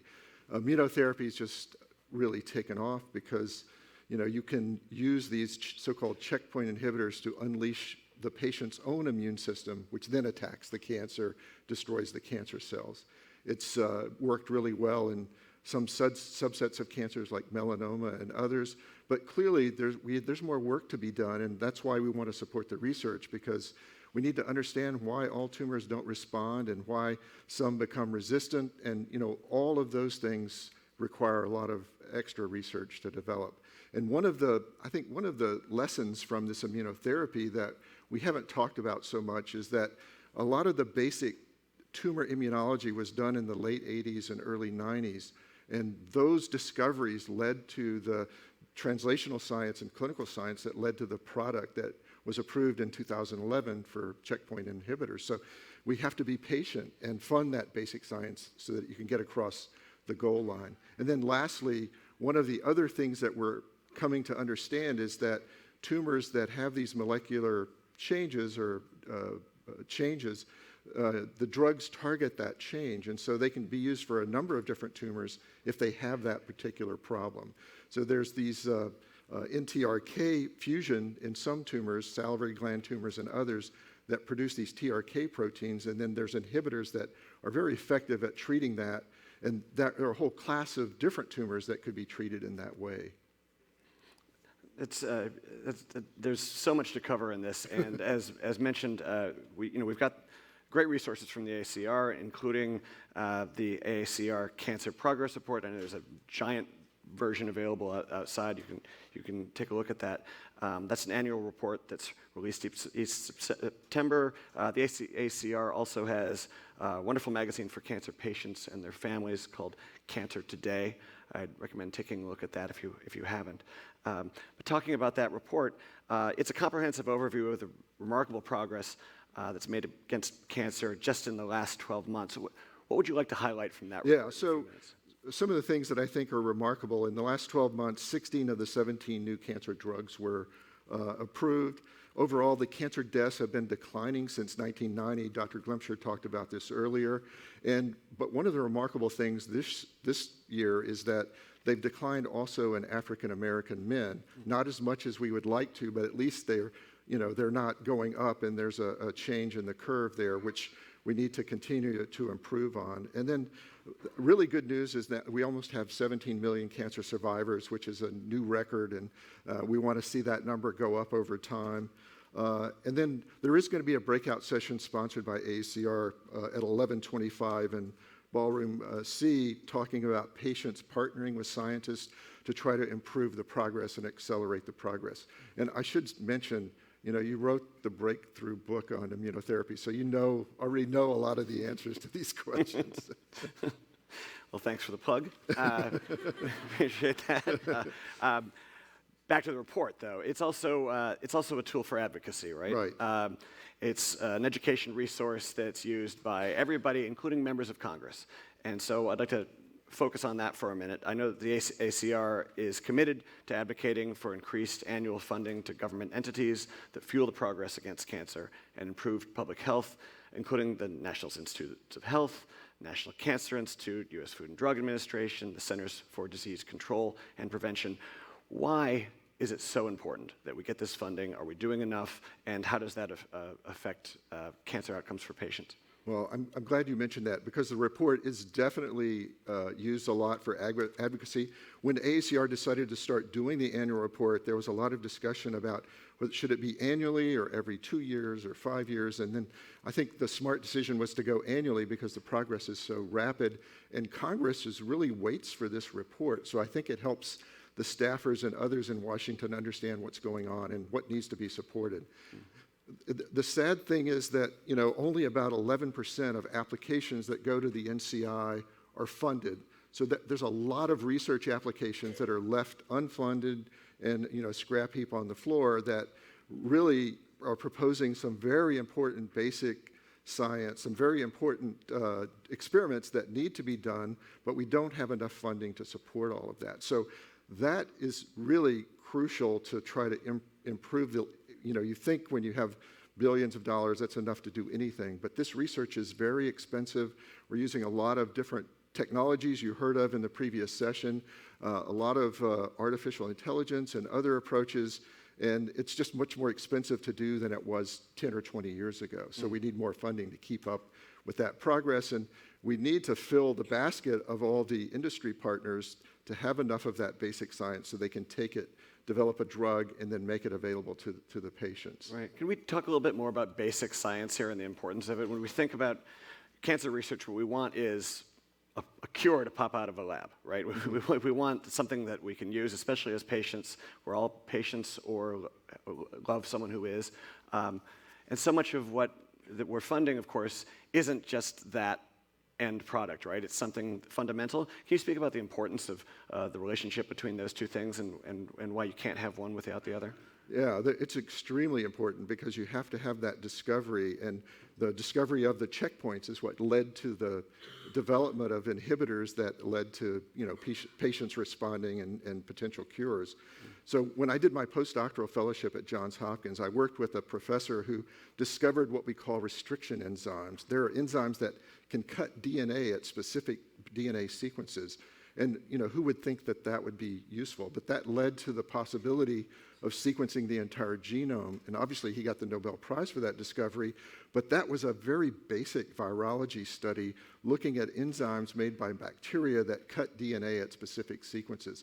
So we can't forget, where all of this advances came from and continue to support that basic science. If there's one message you wanted to give Congress right now, in about 25 seconds, what would you say that was? Well, we're trying to stay out of politics here, but I think there's all kinds of things going on in Washington. It's almost a circus. But one thing that they do all seem to agree on is to support research funding at the NIH, and I would say I would hope everybody here could give them that message, and we could make that happen. I hope so too. Dr. Du Bois, thank you very much. Yeah. And before I let you go, don't forget we've got that breakout session. Patients working with scientists in the West Ballroom C at 11:25. Thank you all, and thank you, Dr. Du Bois. Thank you.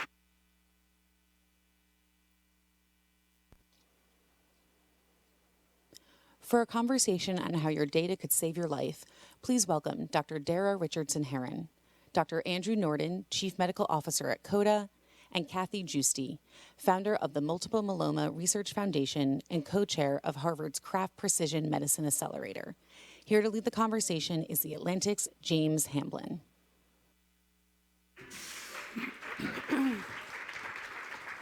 Thank you all so much for coming to talk with us today. We have three visionaries here who are going to completely change medicine, and there are some challenges and some obstacles, but before we discuss that, I want to hear exactly, in an ideal scenario, what is your vision for how you would use data to save my life? Or anyone else's life. and I'm whoever would like to kick it off. I'm happy to go first. So I think the whole point of data is to have enough of it, and I mean high quality, standardized abundance of data to actually answer the questions that can help cure the patient's disease. And I think the vision of the future is to understand where data comes from. Academic centers have beautiful data with genomic, not always easy to share. Community centers have great clinical data, but maybe not genomic. So how do you start to bring the data together? I think we're finding, and I think you're hearing today, that sometimes going directly to the patient, the time may be right now for patients to start getting engaged in providing their own data and making sure they're part of the solution. What are we searching for here? What's the goal? What is the outcome that is ideally cures, an extension of life? Okay. Okay. Exactly. But how does that change what it means to go to the doctor? What does that look like at a practical level? For us, my focus has been on the fact that doctors are spending inordinate amounts of time entering data into EHR systems, so much so that they hate it, and the patients who like to look their doctor in the eye and interact with them hate it. And yet, when we want to ask basic questions of the EHR systems, like about how even an individual provider organization cares for a particular type of patient, those questions are almost unanswerable today. So, to me, there's an enormous focus that we need on making data in the EHR usable. That way we can learn from every patient in the course of routine care rather than just the small fraction who happen to enroll in clinical trials or who participate in a particular program that's been made available to them. And so, I think this is a way, if we can get there, this is a way that we can learn from every patient and incorporate all types of patients and their diseases in like a learning ecosystem. And I think for our vantage point, we want to get to people before they are even patients. Our program wants to collect data and information that will help us hopefully identify diseases earlier, or when people are not even sick. And we really want to focus on prevention in addition to finding the right cures for the right person at the right time. So we're really excited about collecting information from people from all diverse walks of life, so that we'll have more information about what impacts us as individuals, our own impact, whether it's our lifestyle, our environment, and our biology. And that way scientists can develop more cures and treatments and preventive measures before we ever get to the point of being sick. So I think you have to understand the difference, though, because this is a panel where we're explaining to you that we care deeply about getting the patients engaged in their healthcare. I tend to look at it from a fatal disease, multiple myeloma, which I have and I run a foundation for multiple myeloma.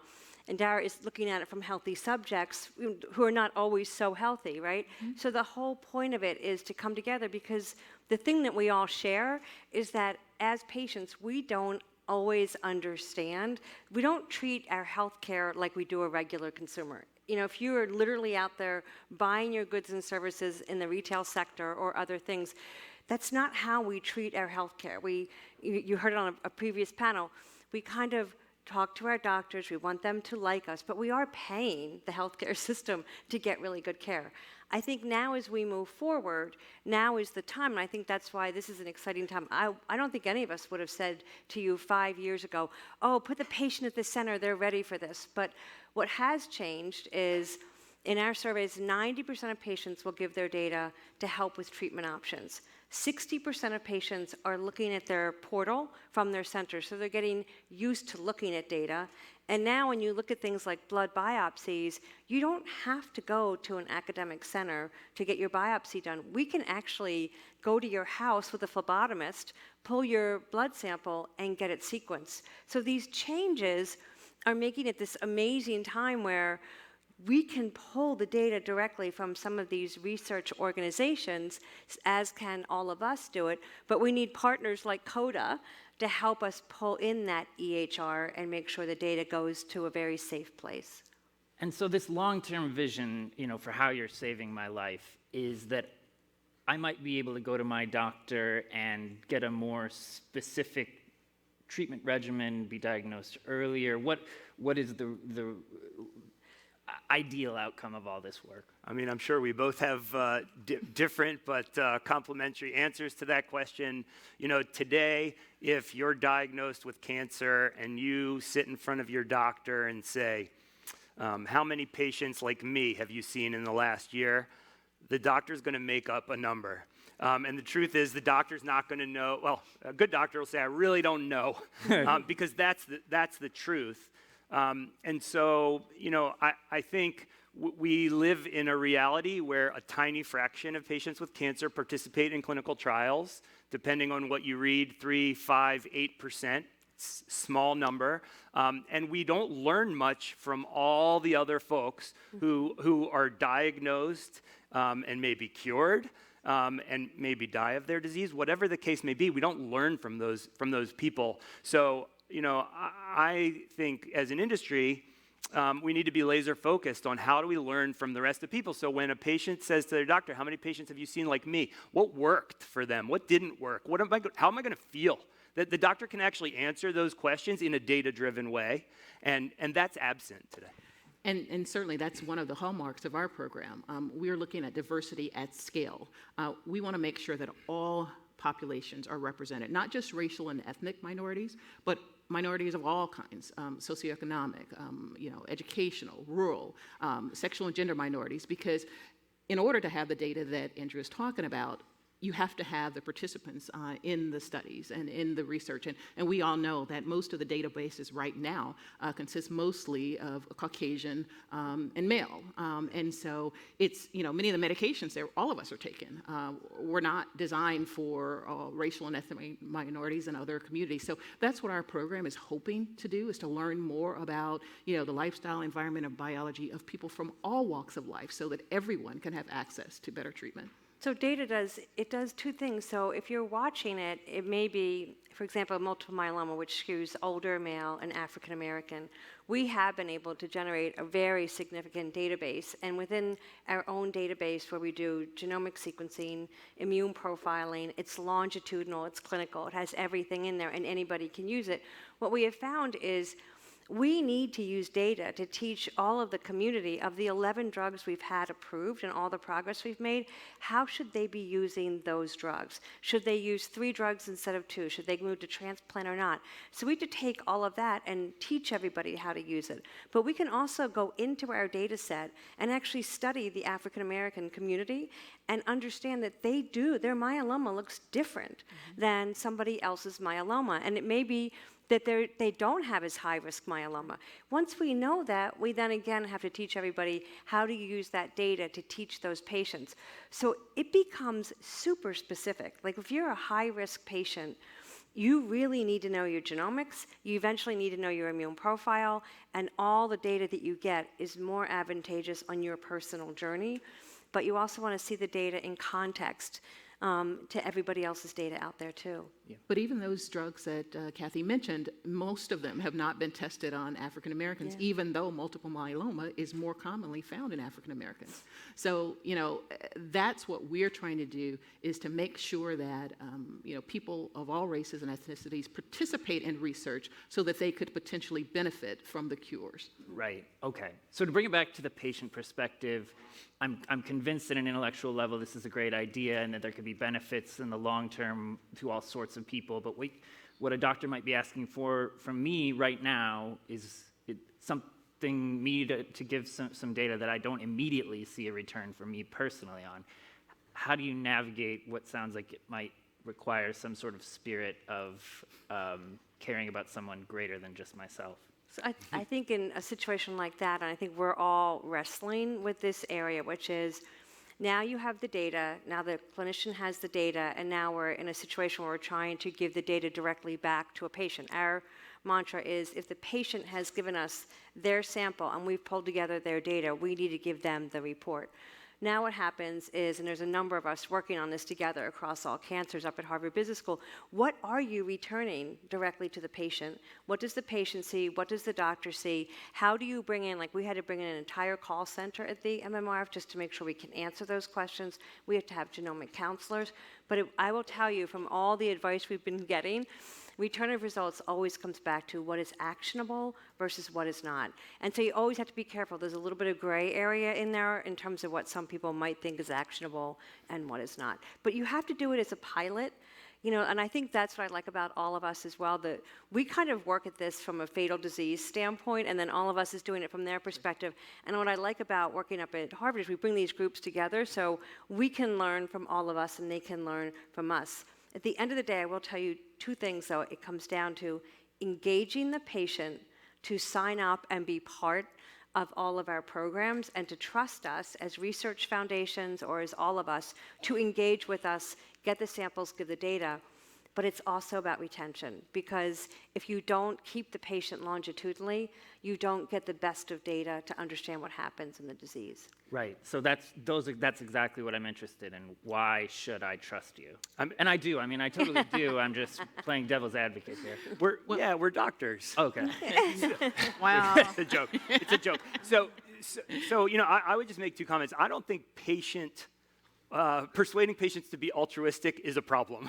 I don't think that's a problem. Cancer patients are unbelievably generous. And, Kathy's program with MMRF involves going to patients with myeloma and saying, would you like to contribute your data, clinical and genomic, to advance cures for this disease? And there's like an unbelievable groundswell. And I think we see something similar happening with all of us. To me, the challenge is, what is the sort of policy realm and the financial infrastructure in which we all live that enables these important activities to move forward. I don't think it's about getting patients engaged, because I think patients want to help other patients who may come after them.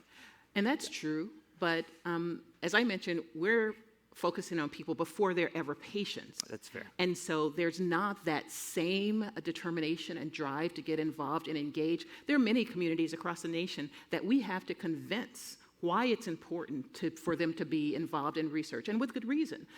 They have some concerns. I mean, there have been historical transgressions that have led people to be skeptical about research. So we have to make clear the value proposition. We talk about our participants as participant partners. We engage them in the governance of our program. We ask them what kind of information that they want returned back to them. That's pretty unusual for a research program, where we work with actual participants and community-based organizations who really lend us their voice and their trust, so that we can connect to participants and help them understand that if you are not a part of the research, you may be left out of the cures. And that's what the All of Us research program is all about, bringing us all together so that we can be benefiting from all the amazing advances that have been spoken about earlier today. Right. But you have to be transparent. Can I just before we go to that, we're going to go to audience questions in just 1 second. So if you want to put in anything into the system, we'll get to that in just one moment. Yeah. But no, I was just going to say, I mean, in today's world where, I mean, you just read the article from Google and the issues that happen today, and I mean, we're always hearing about issues around privacy and things like that. And I think the real answer is that if patients understand before they sign that consent what they're signing, and if they understand what you plan on doing with that data, which I find most people that are trying to pull data together are trying to do it for the right reasons. If you tell them in advance, this is how we plan to use your data, this is how you will benefit and why you will benefit, and you have 100% transparency, it's so much better than if later on a consumer or patient hears, somebody got my data and I didn't know it was going there. That transparency and trust is going to affect all of us. I think as patient groups, and because I am a patient myself and we live and breathe in the patient world, in myeloma, I think the sign-up happens quickly, but you also feel that burden on your shoulders every day that wherever that data is going, it better be safe. Yeah. Okay, we have a question here from the audience. What does the clinic of the future look like to operationally utilize this data for MDs and patients in real time? That's a visionary question, and it's exciting to really think about where this goes. And frankly, there are some important obstacles we need to overcome in order to get to this point, like interoperability, like capturing data in sort of analysis-ready format rather than the way it is today, buried deep in doctors' notes. It's hard enough for people to read doctors' notes, let alone computers. That said, imagine a world where you're sitting in front of your physician and you ask that question that I started with: how many patients like me have you treated in the last year? And the doctor can make a couple of clicks. And I think this is going to be real, in 5 to 10 years at the most. A couple of clicks and you say, I've treated 175 people like you, and here are the symptoms that they experienced. Here are the treatment choices that we offered. This one works better than this one, and here's how I know. And I think, and then what's more, you can say to the patient, why don't you sign consent right now so that your experience can be included in this database, and the next patient who comes, I'll be able to include your experience. But don't you think in some ways I feel like it's already happening, because we take some of the information we put together on what we think the patient journey looks like, and then you were there, we started working with Intermountain, right? So they're a great group, they're somewhat of a closed system, but now they're watching that data and they're using that data to say, how should we treat our patients in Intermountain that have myeloma? But then they're also using it as a learning tool, and so it becomes an interactive cycle. I think the hardest part about data is deciding who wants to play together and who wants to answer that really relevant question in your disease. and the question changes because, it may be in, myeloma, we're saying, well, it hasn't been cured. We've had a lot of new drugs approved. We know immunotherapy will work. So my plea to BMS, which now bought Celgene, would be, please, let us know what's going on in immune. Let's use standards and understand which exact patients benefit from that data and keep bringing it back. I like to see who raises their hand to say, we've got a question, we need to answer it together. I'm in the community, the academic center, the pharma company, the patient group, and how do we bring that ecosystem together? Okay, and I really would love to get to this one. For a final question, what are the top 2 to 3 barriers to collecting sufficient data from non-white male people, and what needs to change? And the first answer is trust. The second answer is trust. And the third answer is trust. There is a huge distrust in the medical system, and again, for good reason. Think about Tuskegee, think about Henrietta Lacks, think about the Guatemala syphilis experience. There are so many reasons why people don't trust their data. And then in the world that we live in now, where everyone is, trying to get data and information about others, people are afraid that their data will be compromised. But I can assure you that our program, the All of Us Research Program, is doing everything to try to protect participants' data that they provide. And as Kathy mentioned, it's our #1 priority. But again, in this world, we cannot, guarantee that it won't be compromised, but we can certainly tell you that we're doing everything we possibly can. And then building trust, we're working with community-based organizations. We're doing what we say we're going to do. We're leveraging all of the things that have been put in place, like institution review boards and other safe havens that have been put in place to make sure that we no longer misuse a person's information. And we're working directly with the participants in our program, asking them what they want, how would they like to see their information returned. So we're building this wonderful ecosystem of people who are invested in the program, and that's how we're building the bi-directional engagement that we need. Thank you all so much for your time. This has been really informative.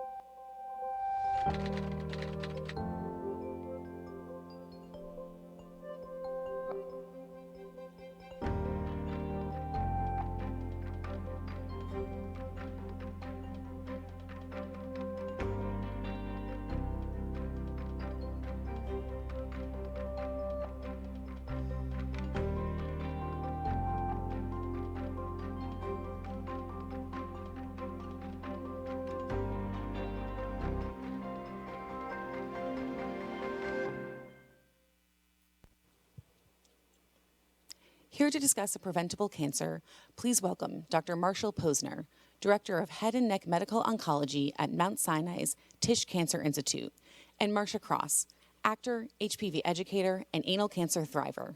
Welcome back, Allison Stewart. I have to get my questions in because those two know each other and we'll start talking. So Marcia, you have this incredibly successful career. You go on the journey to become a mom. Everything's going great. You do the right thing. You go to get your annual gynecological exam. Mm-hmm. Can you tell our audience what happened during that exam? Well, let's see. I was just kind of yakking away, and I've known my gynecologist for a long time. And she's an incredibly wonderful doctor, although she just retired. And at the end of the exam, she did a digital rectal exam, which I highly recommend for everyone. And she didn't like something she felt, and she left the room, made another appointment with a doctor down the street. I still was thinking nothing about it. I was actually kind of annoyed that I was going to miss my daughter's basketball game, but I went. I didn't have much time, and I feel like there's so much to cover. I went to the next doctor, and she gave me an exam, and she came around the table, and she said, well, I just want you to know that whatever it is, it's curable. And I immediately left my body. Mm-hmm. And that's where it all began. What did you think when you first heard from a doctor, Marcia, you have anal cancer? It still sounds crazy. I was shocked, I guess. Yeah, just completely shocked. It wasn't that quick for it to sink in. It took me a long time because I was waiting for the biopsy. Was it in fact positive? Did I actually have cancer? So it took a long time before the penny dropped, and I was like, oh, okay, I guess this is real. What questions did you have?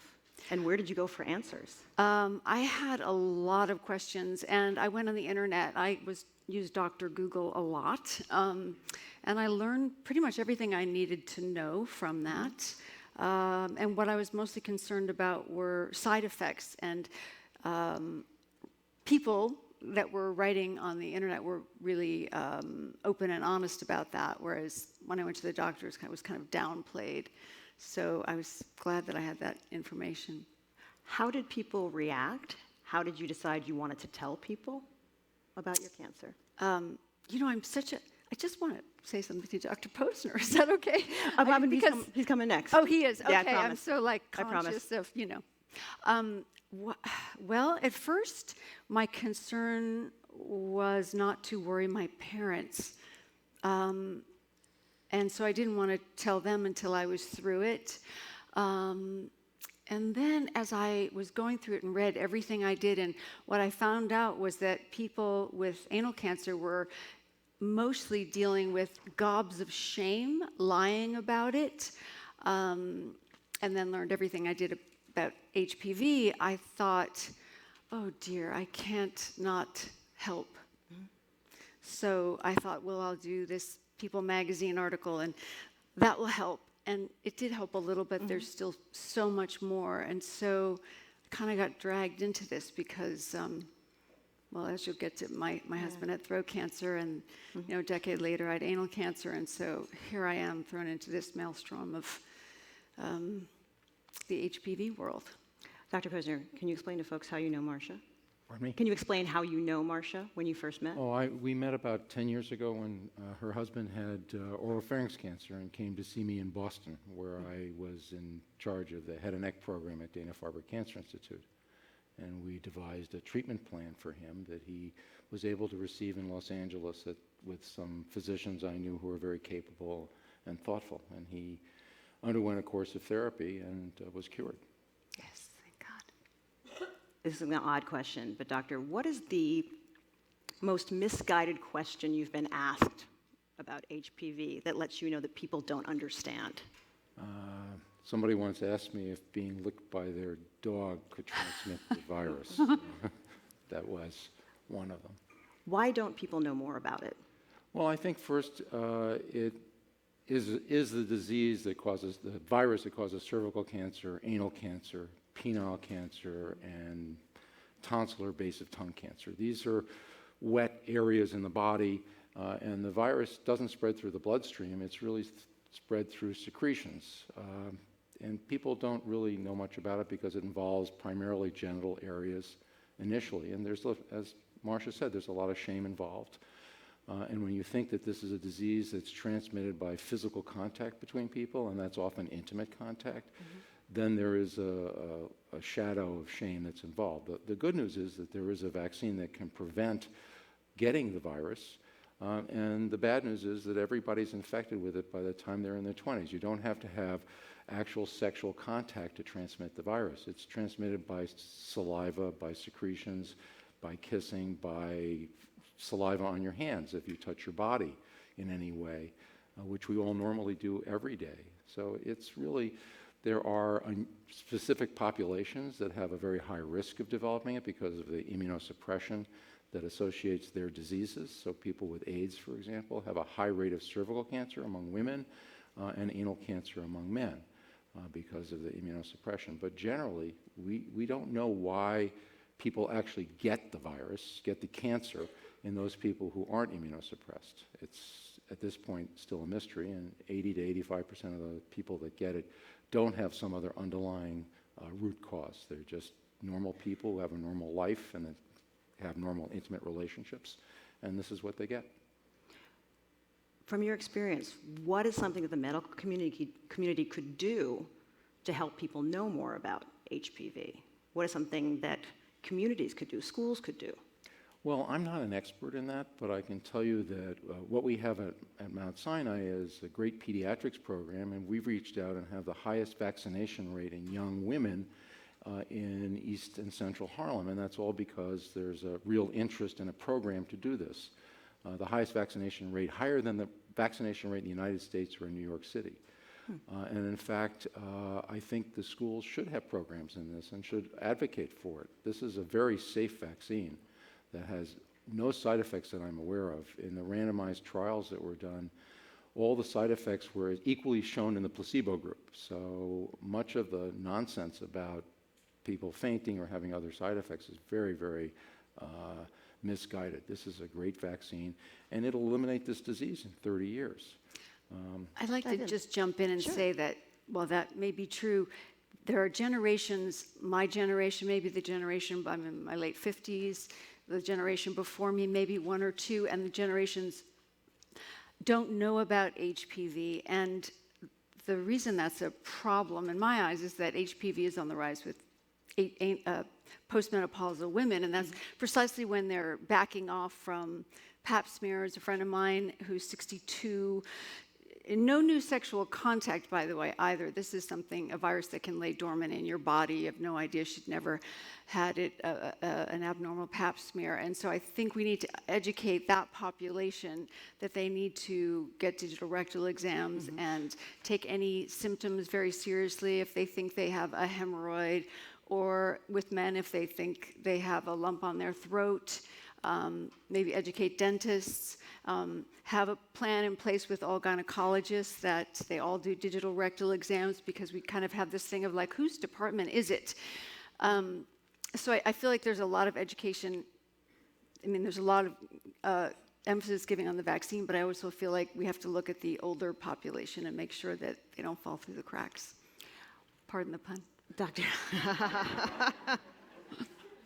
Just came out. Doctor, how do you counter the unfortunate hordes of anti-vaxxers? People who say, I would never give my 11 or 12-year-old daughter a vaccine, especially not this vaccine. How do we counter anti-vaxxers in this culture? I have no way to tell people who have a fixed idea that's immutable in their minds that's just plain crazy. You know, it's no different than having polio vaccination workers being shot in Pakistan because there's some mistaken belief that leads to sterilization. Many of these vaccines have changed the world. I mean, my stepfather had polio and almost died. When I was in training, I saw a young man that was in the last iron lung in Massachusetts in a chronic care hospital. So these are terrible diseases that have been virtually wiped out because of vaccination, and yet we have crazy people running around thinking that vaccines are terrible, and they're not. They save lives. Do some people have side effects? Some of the live vaccines do cause side effects. Kids have fevers. Sometimes they'll have a seizure from a fever. Sometimes there'll be more significant problems related to that. But the notion that they cause autism has completely been debunked. It's a lie spread by people who have whatever craziness they have in their lives to spread that and to have a following. It's crazy and it's nuts. And I think it's very important that people understand. I mean, hepatitis B is going to be wiped out because we have a hepatitis B vaccine. And it would be great if we had a hep C vaccine. And we have an HPV vaccine. This is a disease that I don't have to treat in 30 years if I'm still here, and if people get vaccinated. And that's important. I think it's an important part of education. I think it's a responsibility of the schools to address this, and I think it's a responsibility of the society to insist that if you have a transmissible disease risk because you're not vaccinated, that you understand that that is a risk for everybody else. The consequences to everybody else when you're not vaccinated or your child is not vaccinated is severe. And that's important to know. Sorry. I think I know the answer to this, Marcia. You are going to have your girls vaccinated, or have you? They've had their first shot, yes. Never had a doubt about it. You never had a doubt that that would happen? That they would have their... No, I would say that I went through a lot of stages with it, that even though I'm of sane mind, I'm also a mother, and that the internet is ripe with, terrifying stories. So I would say I definitely grappled with some fear about it. I think it's easy to have two minds, the scientific mind and also the mother mind, and I think you need to have a lot of compassion with parents going through the process. I mean, you should be how you are, but there also needs to be a little empathy in the process of there's fear. Fear has been instilled, and we have to deal with it. I'm going to ask people, if you want to ask questions, to go to Slido. I'm going to ask a few more here. So, Marsha, you have a really big internet social media following. You have, I checked this morning, 266,000 followers on Twitter, 181,000 followers on Instagram. You were very transparent and open about your treatment. Why did you choose to go that route and let everybody know what was happening? If I had had breast cancer, you would never have heard from me because it's not really, I just would have moved on with my life because there's plenty of people talking about it. But I found myself in a position where nobody wants this job, nobody wants to come forward, and I knew that people were suffering and people were ashamed. And then, in addition to that, I educated myself. I had to. Like my husband, myself. It was about the HPV virus, and I realized there's a huge void and a lack of knowledge and education. So that is the only reason I'm here, because I don't know, it's not my dream job. I mean, I'm happy to be here, but sit around and talk about anal cancer, and that is not it's not glamorous. She said something so funny to me backstage. She said, I just would like a shallow job. That's all I want to do. Let's take a question. Are there any updates on HPV vaccine booster for patients vaccinated when young? We are seeing patients that were vaccinated showing up with cervical cancer. From Dr. Smith. Yeah, there is some slippage, I think. This is a vaccine that hasn't been around for 2 or 3 decades, so we don't know if you need a revaccination the same way you do with, for example, chickenpox, which causes shingles. So I think that we're going to find that we're going to need that, and I think that's going to be part of what the CDC and the vaccine companies are going to have to look at. There has been a recent increase in the age that it's approved for, so if you're 45 or younger, you can get the vaccine, which is great. And I think it does, even though we're all infected, I think it does prevent the risk. There's some data in the early vaccine studies that women who had HPV-positive cervical smears, HPV-16, which is the high-risk variant, actually had a less risk of developing a form of aggressive HPV if they had the vaccine on the study. So I think there's evidence that if you have a spouse or if you have feel that you're at risk, that it's something you could do. And I think even up through 70, we're seeing a lot of men in their 70s with oropharynx cancer caused by HPV today. So this whole group of people that were in their 40s and 50s that were at risk 20 years ago are now in their 70s and are at risk again, so and continue to be. Another question, could you discuss the vaccination of young men and the idea that this vaccine is for, quote, girls only?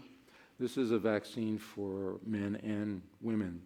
The oropharynx cancer form of the disease is more common in men 3 to 1 compared to women. And I would say in my experience it's probably a little bit greater in men than that. So there's a high risk, and I think also when men are vaccinated, they also protect women. It's part of the herd experience. You're really having 50% of the population being unvaccinated, and I think that's not a good idea. Is there an age when the vaccine no longer makes sense to get? I frankly think not. I think it's reasonable to get it up through your 70s, and I have to admit that I haven't gotten it. But I'm part of a cohort study looking at people who might be at risk for getting it, and so I'm undergoing experimental testing as part of that. So I'm being watched. Marsha, this is for you. What was really helpful in your cancer journey? What was really unhelpful? I was very blessed in that I have great friends. and obviously a wonderful family, and that was everything to me. So I say, the heck with Facebook and Instagram if you really want to have real friends, because that's what got me through it. Was I had really round-the-clock care and love by a wonderful group of women, and my husband really went to bat and took care of the kids. So I had an amazing amount of support, and I think that's the most important thing. At least it was for me, and of course, great care. But what was something unhelpful that happened during your journey that you would not want to have happen to someone else?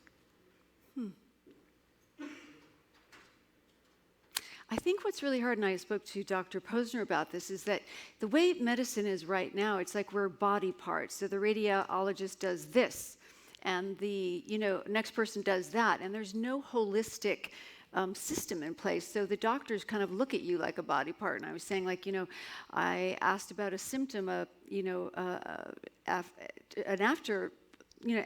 the doctor had no idea what I was talking about, and it terrified me. I was like, I don't want to out this person, because I understand now that it's not just that person, it happens system. everywhere. So something that they really should have known if they'd spent a little time on, what the ramifications of their job was, that was terrifying. I looked at my friend in the room, because we both knew about this simple thing, and the doctor said, I don't know what you're talking about. And that was frightening. So I think that it's part of a bigger problem. We really need to have a more holistic system, more integrated, be less looked at as body parts, and hopefully that's coming. I think it's coming. So, did you want to add something before we wrap? Yeah, I agree. The program that we're in, I'm a medical oncologist. I work with radiation oncologists and surgical oncologists, and we meet together and have a multidisciplinary management of the patient so that everybody gets the benefit of all three of these disciplines, and we have social workers and nutritionists involved in the care. So and I have the luxury of doing this in an academic center, which supports this center of excellence concept. But there are many places where the perspective stops at the door of the physician, and they don't really think about the consequences elsewhere. So part of this is empathy and having compassion for the patient and really connecting with them.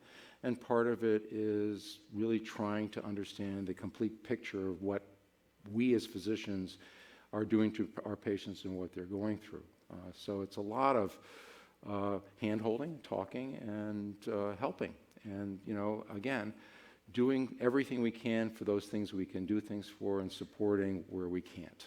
And also, and I think since we've talked a lot about, survivorship, that looking at the long-term effects of whatever treatment that you've gotten, and not just like, oh, you're cured or whatever, and you walk out the door, because, my husband, 10 years later, he's going to go and he has to have his throat stretched out because the radiation causes constriction. Yep. And did his doctors tell him that? No.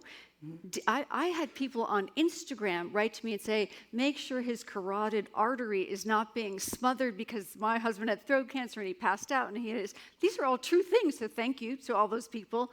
But the doctors aren't talking about it, at least his doctors that I know of. I could be wrong and he didn't tell me, but it's kind of like it stops at the door of that, rather than, okay, let's continue to watch this as you go down, through your life, which is a great thing. You have cancer, and you have the rest of your life well to live. You're well? Everything's good with you? Fabulous. Good to hear. Thank you. Marcia Cross, Dr. Posner, thank you so much.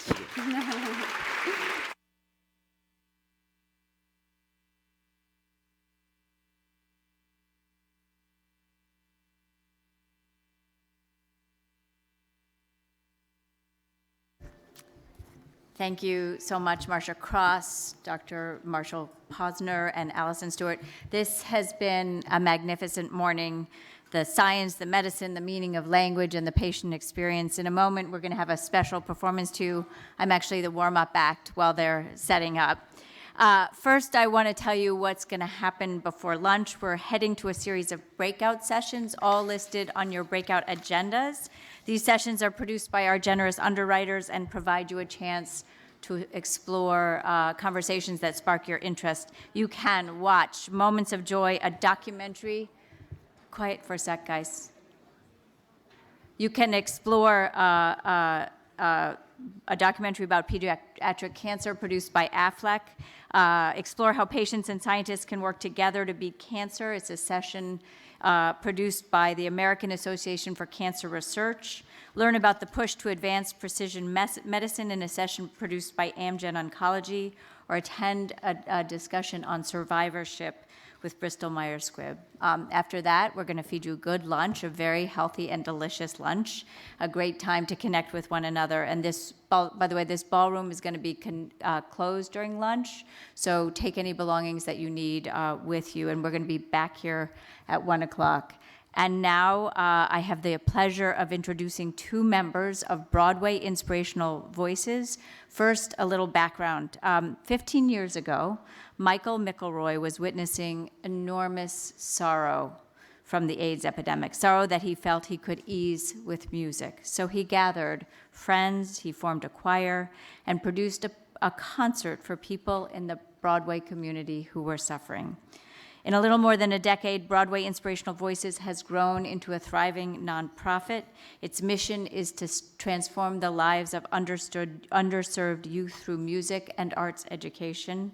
Songs in the Key of Me is one of the long-standing outreach programs through the Ronald McDonald House, New York. The program pairs songwriters with pediatric cancer patients and their families. The teams meet several times, the children share their stories, and the composers write songs. Finally, the choir performs for all the children and their families living at the Ronald McDonald House. So here, with a song, is the founder and director of Broadway Inspirational Voices, Michael McElroy, and Broadway Inspirational Voices member, Alan Lewis, performing Together, You and Me.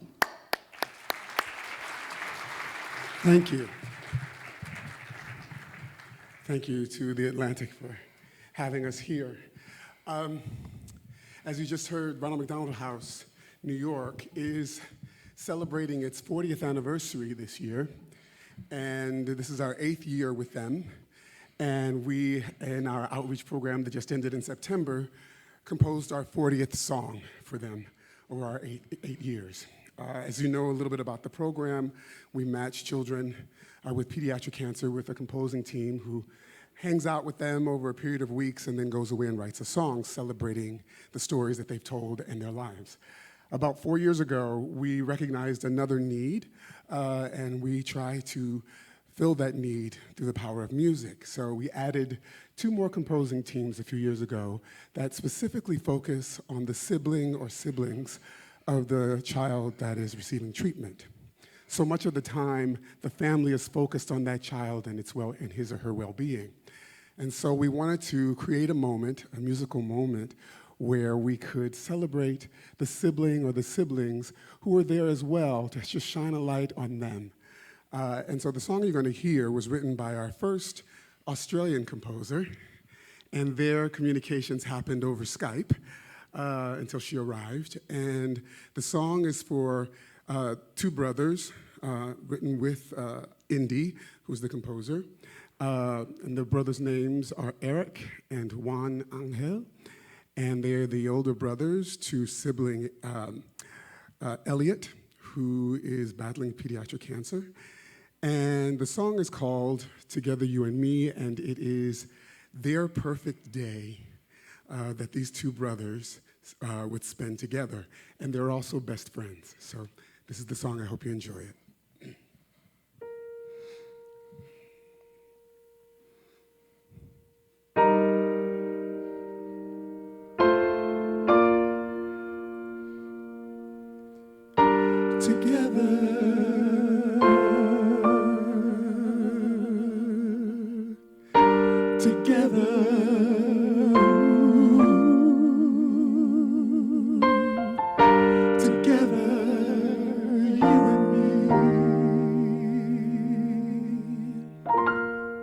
To have a friend, a brother who defends you even when you like to boss him round. Sometimes hard to find that middle ground. Having someone there in the happy place you share. Sing along, we'll know it off by heart. Take the drums and I'll be on guitar. It's just another day with my world of color. First friend, my older brother.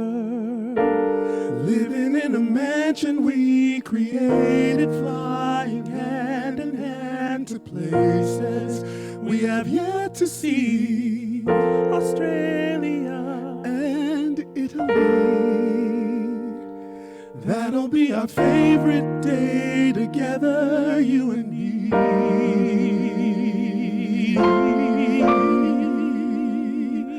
Favorite day together, you and me. Kangaroos and sharks, ice cream Hershey milk. That'll be the recipe for fun. Roller coasters underneath the sun. The memories never fade, today and every day. We may be different, that'll never change. But brotherhood will always stay the same. It's just another day with my world of color. First friend, my older brother. Living in a mansion we created, flying hand in hand to places we have yet to see. Australia and Italy. That'll be our favorite day together. It's just another day with my world of color. First friend, my older brother. Living in a mansion we created, flying hand in hand to places we have yet to see. Australia and Italy. That'll be our favorite day together, you and me. You and me. You and me. Together. That'll be our favorite day together, you and me. You and me. Together. That'll be our favorite day together, you and me. You and me. You and me. Oh,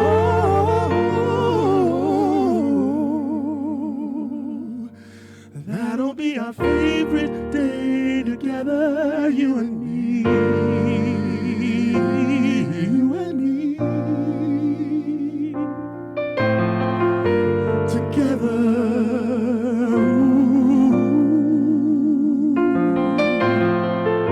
Together.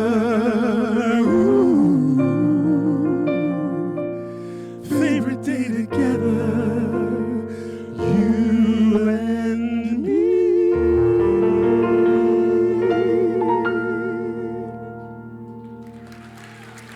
Thank you.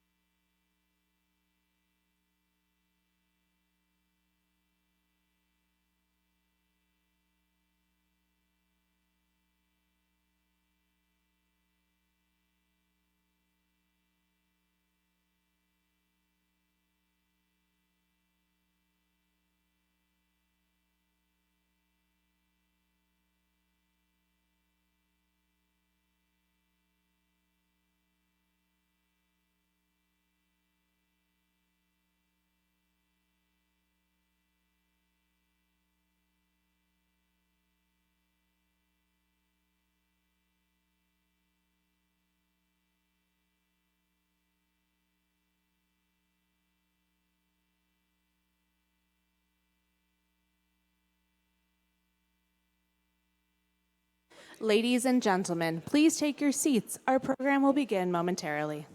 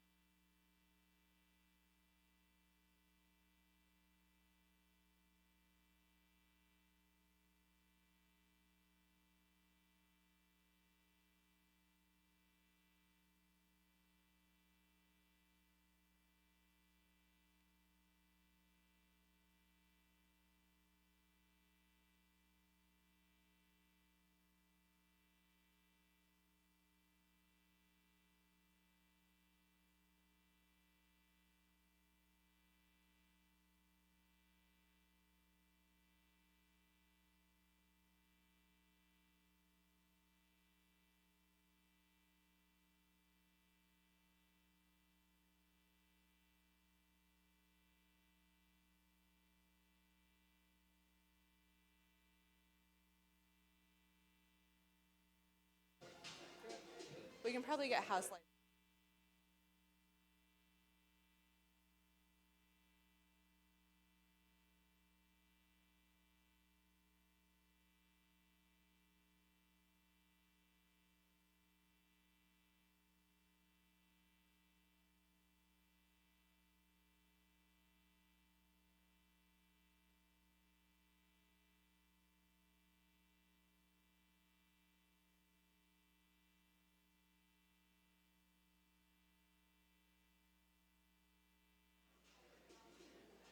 Ladies and gentlemen, please welcome to the stage Andrew Levy, President of Chispa House.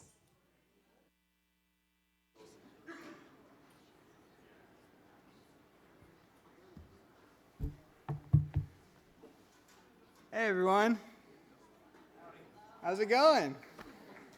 All right, I'm Andrew Levy, President of Chispa House. I'm one of the directors of the film you're about to see. I just want to let you know how incredible it is to show a film that we've made at an event that's like this. It's been awesome to see the other speakers. I wanted to quickly thank AFLAC, who over the last 30 years has given over $130 million to pediatric cancer research, which is incredible, and also helped us produce the film today.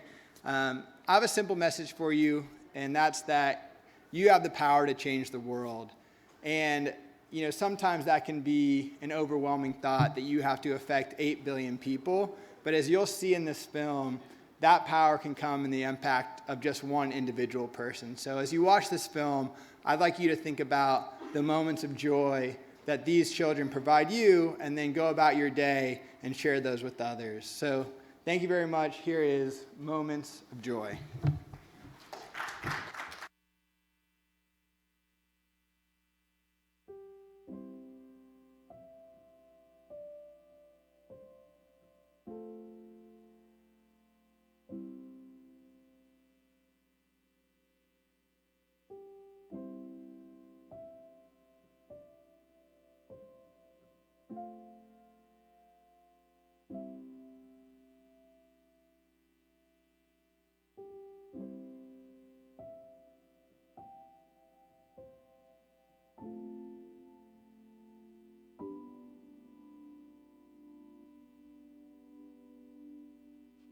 We'd like to know the way out of the corn maze.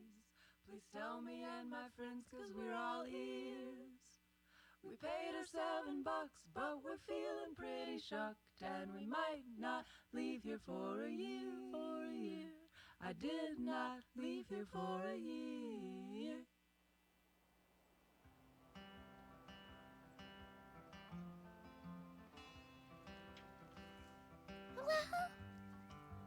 You dance?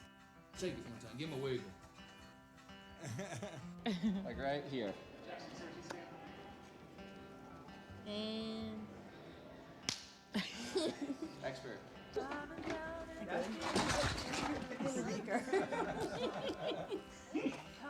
a good thing you got that on camera.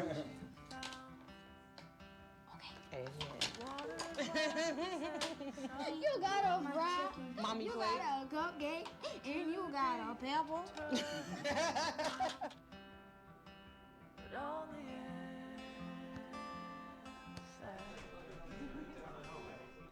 Oh yeah, I was in Stranger Things as well, season 1 and 2.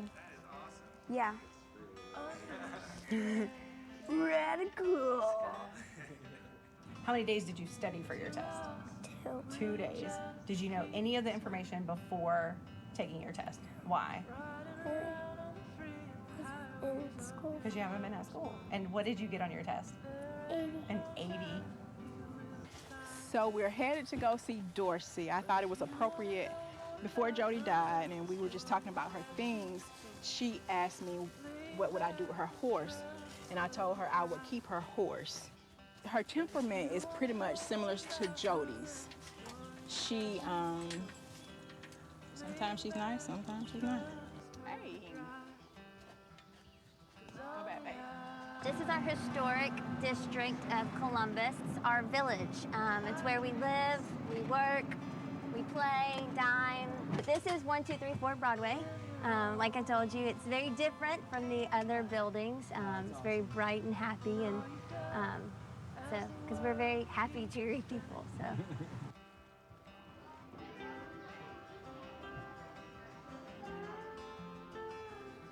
Oh.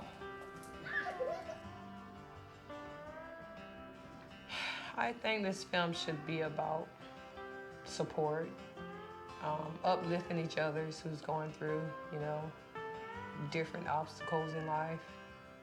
It's important for storytelling because if they get to know my story, all of the other kids' stories, and they get to experience it firsthand from the people who have experienced this. I think in general, as humans, we just want to connect. No one's going to take away my pain. No one can make it better. No one can tell me anything that's going to make this easier for me, but to recognize that it's just hard and that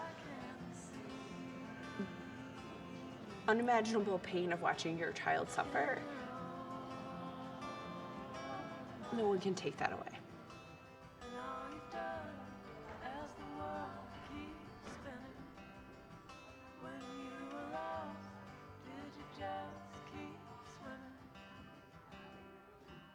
I think first and foremost, it's showing that children who are going through cancer treatments are still just kids. They just want to play, they just want to have fun, and they're not defined by their illness.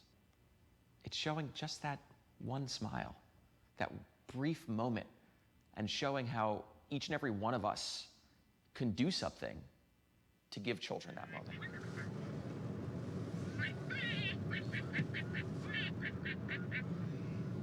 So Briley, what emoji does it feel like to go to the hospital?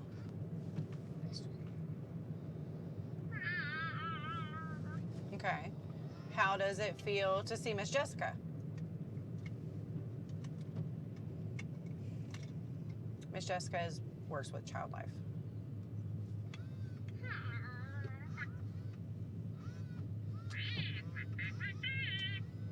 We're headed to Eggleston Hospital, Children's Hospital, for Briley's chemo appointment.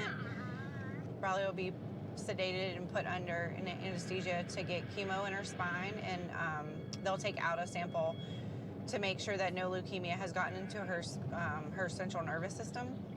I always say clinic days are all days. I can be there until 2 o'clock in the afternoon.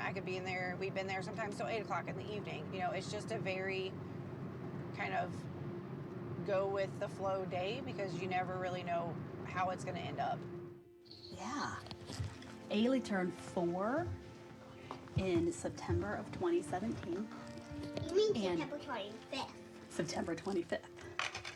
And we went to her 4-year-old well child checkup a couple weeks later, and the doctor said, she is super duper healthy. And then he took a little blood test and realized that something was wrong. So she had no outward signs of leukemia, but a few days later she was diagnosed with ALL. I was diagnosed with B-cell lymphoblastic lymphoma, The treatment was really, really tough at first. Yeah, it's hard to be a kid because you feel sick all the time and you just don't have the energy. Ethan was completely healthy. He started with a lump on the top of his head, and that lump grew from just a sore knot to something the size of a golf ball within a few days, and I knew something was wrong. Immediately, life stopped. It's like the world stopped turning. Everything was still. And I turned around and I looked through the French doors and I saw him sitting at the table and I saw him laughing with his friends that were there with him. And I knew that I was going to have to be the one to tell him that his life was going to forever change. Everything about our life stopped the day she got diagnosed. Sadly, she also got diagnosed on our son's birthday, so his birthday also stopped that day. He ended up at the hospital for his birthday. Those things are the things that are hard. We can get through treatment, we can get through medicine. Those things have to be done because we know that will save her life. But it's the looking at your son and saying, I'm sorry you can't have a birthday party. Your child has cancer are words that a parent never expects. I would say if there was one word, I would describe it as heart-stopping. From one day to the next, you really don't know what you're going to face with it. This morning she woke up pretty happy. It was, her legs hurt worse than she was nauseated, so she ate well. Yesterday morning she was more sick at her stomach than, she was in pain. Yesterday afternoon she was so mad I couldn't do anything with her. She didn't even want me here with her, which is, not the norm for her. How long have you been here? I think today's day 36. So this is her 36th day. Have y'all been here every day? Yeah. We sure have. It's been hard. She just be ready to get those appointments out of the way. Right. I don't need to think about anything, just ready to hurry up. Yeah. And I'm tired of not have to eat in the morning time and get a back stick because they know I be hungry.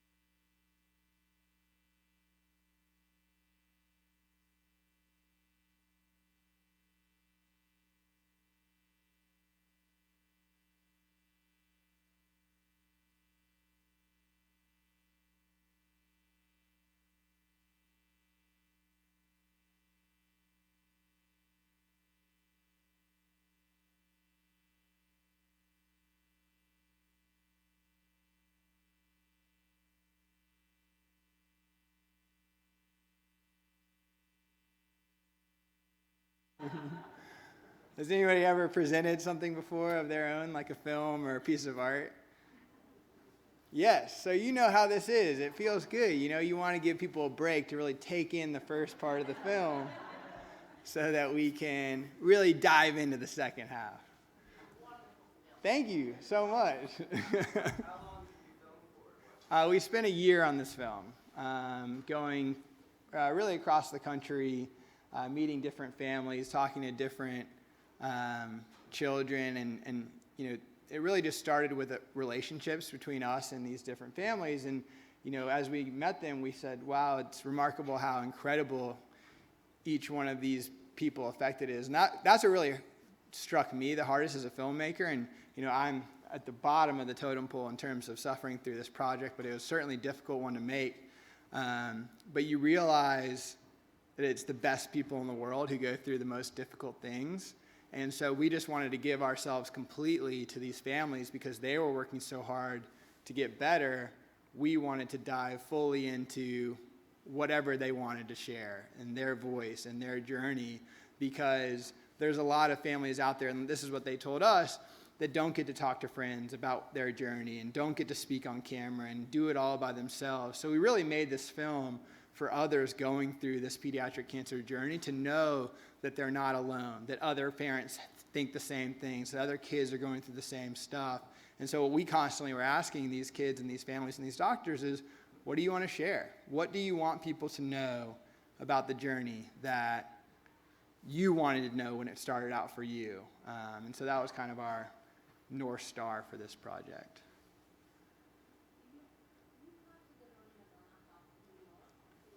Say that one more time. So we didn't go to the Ronald McDonald House. We spent a lot of times just following the families in the actual hospitals in their homes. So like the part we're getting to in the film right now is like a full day. And over the course of a full day, you can see up to 80 doctors. So we just sat there with these children as they got poked and prodded. And, you know, that's what was so unique. What we started to realize, like this film's called Moments of Joy. These kids are so tough. They just sit there, they're on their iPad, they're on YouTube. Oh, you want to give me chemo now? You want to check this vital now? Great. And it was just another day for them. And the parents were the ones that really struggled emotionally, outwardly. And it was unique to see the actual caregivers in a lot of the situations where these kids comforting their parents because they didn't want their parents to be so sad as they went through this process. And that was one of the things that was extremely emotional. They're ready. Awesome. All right. Let's watch the film. Her central nervous system. I always say clinic days are all days. You know, I can be there until 2 o'clock in the afternoon. I could be in there, we've been there sometimes till 8 o'clock in the evening. You know, it's just a very kind of go with the flow day because you never really know how it's going to end up. Yeah. Ailey turned 4 in September of 2017. September 25th. September 25th. And we went to her 4-year-old well child checkup a couple weeks later, and the doctor said, she is super duper healthy. And then he took a little blood test and realized that something was wrong. So she had no outward signs of leukemia, but a few days later she was diagnosed with ALL. I was diagnosed with B-cell lymphoblastic lymphoma. The treatment was really, really tough at first. Yeah, it's hard to be a kid because you feel sick all the time and you just don't have the energy. Ethan was completely healthy. He started with a lump on the top of his head, and that lump grew from just a sore knot to something the size of a golf ball within a few days, and I knew something was wrong. Immediately, life stopped. It's like the world stopped turning. Everything was still. And I turned around and I looked through the French doors and I saw him sitting at the table and I saw him laughing with his friends that were there with him. And I knew that I was going to have to be the one to tell him that his life was going to forever change. Everything about our life stopped the day she got diagnosed.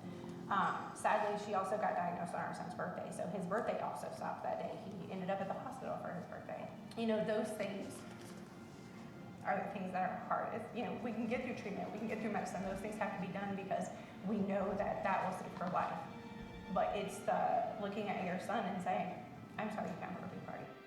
Your child has cancer are words that a parent never expects. I would say if there was one word, I would describe it as heart-stopping. From one day to the next, you really don't know what you're going to face with it. You know, this morning she woke up pretty happy. It was, her legs hurt worse than she was nauseated, so she ate well. Yesterday morning she was more sick in her stomach than, she was in pain. Yesterday afternoon she was so mad I couldn't do anything with her. She didn't even want me here with her, which is, not the norm for her. I think today's day 36. So this is her 36th day. Have y'all been here every day? Yeah. We sure have. It's been hard. She just be ready to get those appointments out of the way. How do we think about anything just ready to hurry up? And I'm tired of not have to eat in the morning time and get a back stick because they know I'll be hungry. You okay? Mm-hmm. Oh my God, you're gonna make me cry. The hardest thing that you would want to hear your child say is, "Mommy, why did I have to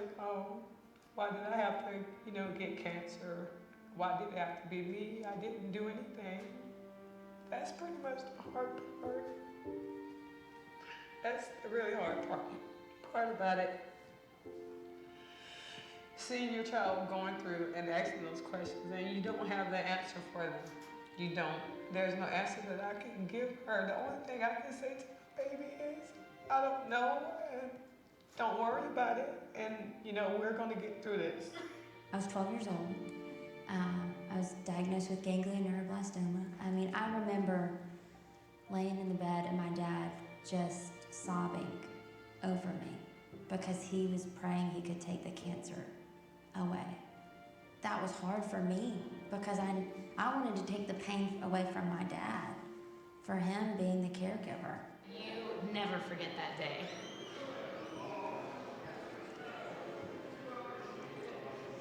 It was April 27th, and it was sunny outside, and it was a beautiful day, and you were given the worst news of your life. Everything's changing. It was a Friday afternoon, and our oncologist said, "Go home for the weekend, and we'll see you back here bright and early Monday," and that's when the battle begins.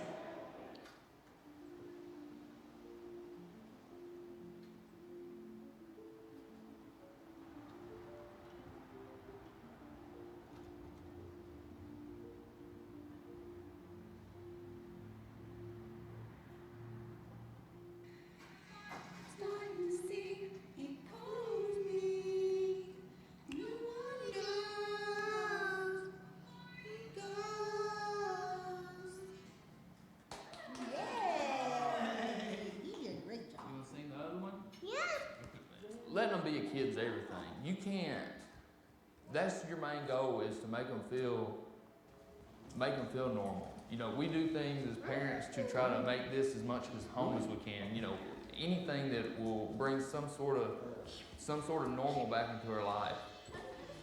Whoa.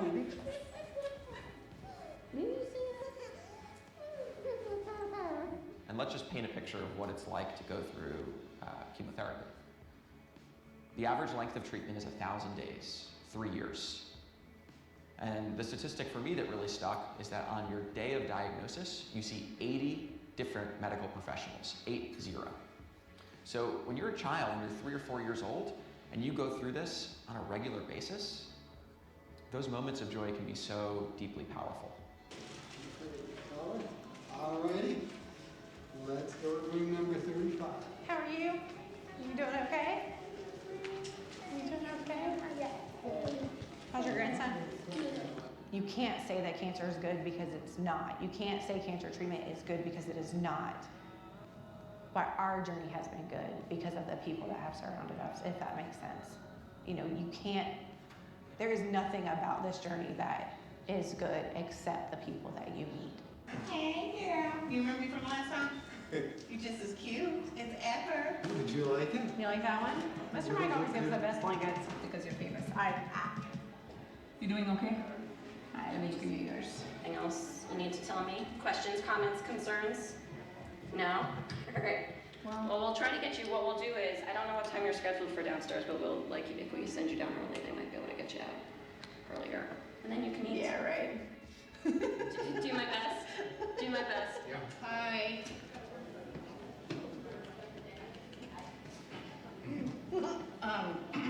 I'm Dr. Mimi. And I'm not Dr. Mimi. Came here. We're the clowns, Yeah. in case that wasn't clear. And I came here to show you my very best trick.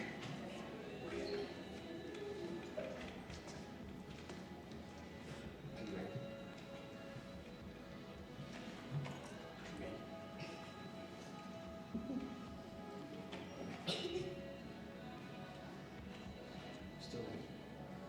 She's still ready.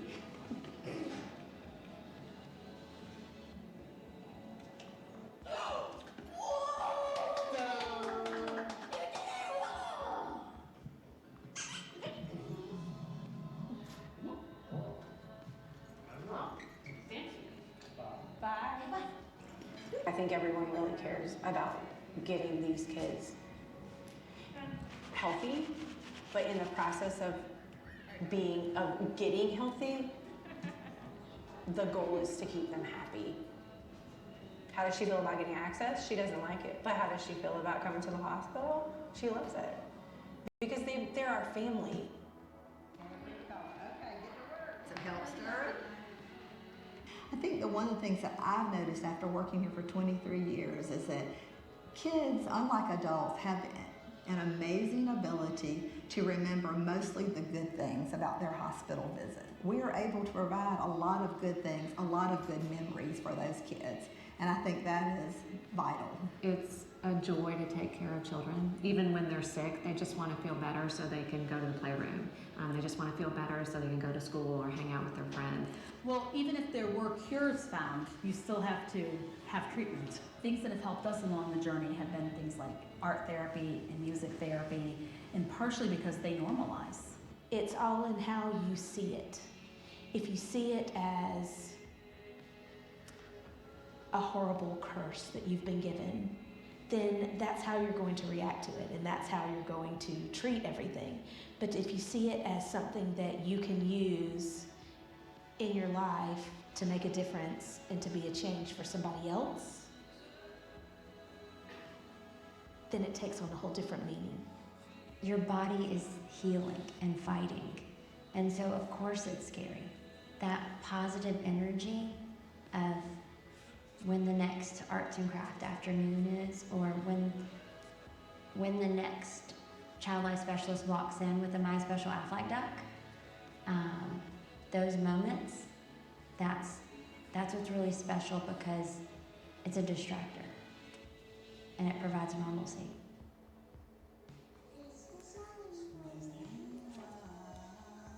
What's your dad's name? Mr. Quack Quack. Mr. Quack Quack. Quack Quack. Here we go. Say, hey, Mr. Quack Quack. Hey, Mr. Quack. Where's the sad one? The sad one? I'm really sad. Aw, why do you feel sad?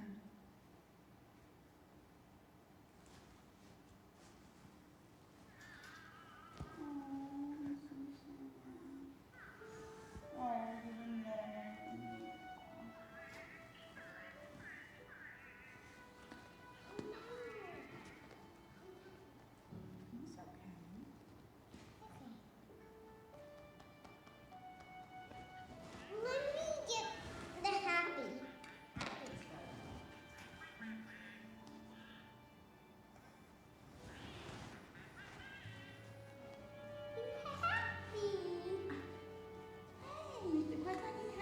Are you happy with me? Yeah. Think about how hard it is for us adults to express ourselves and talk about our emotions and talk about what we're going through. Imagine being a 12-year-old child that doesn't have the words to express themselves or doesn't know how to identify what they're feeling. And My Special Aflac Duck affords the children that opportunity. We like to call our little guy Hope with Feathers, and that's what he is.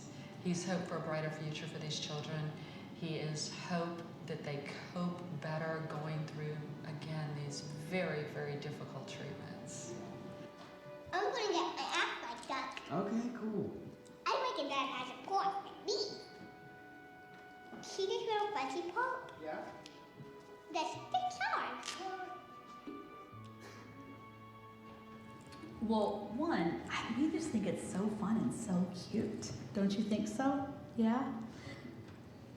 We love that it includes all of the emotion, the little emoji discs that come with it. Because when you are in treatment for cancer, you feel all of these things, right? Emery, what are you doing? I'm taking his medicine.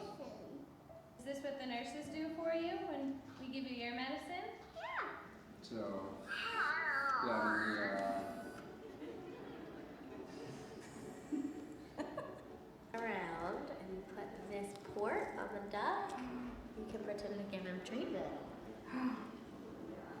That's pretty cool, huh? It's comforting, it's fun, it's interactive. Being able to kind of work with the duck, because the duck has different emotions and different things that they can do with the duck, I think, to help them work through their feelings, what they're going through, I think it is great. Okay, so do you want to access?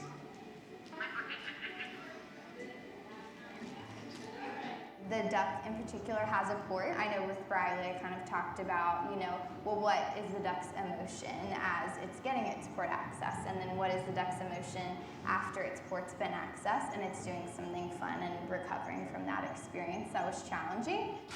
Lately I've been feeling sad, lately I've been feeling happy, mad, or just disgusted, and I just put the circle thing to the duck, and it just makes me laugh how it says it, because it's just funny.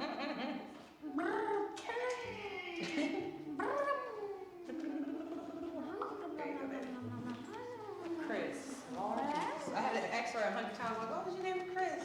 I don't know, it just came to me. It's like, you know what I mean? Like, I'm like, oh, the dog, Sometimes I feel like maybe it's meant more to me than it has to her. Be a good friend, huh?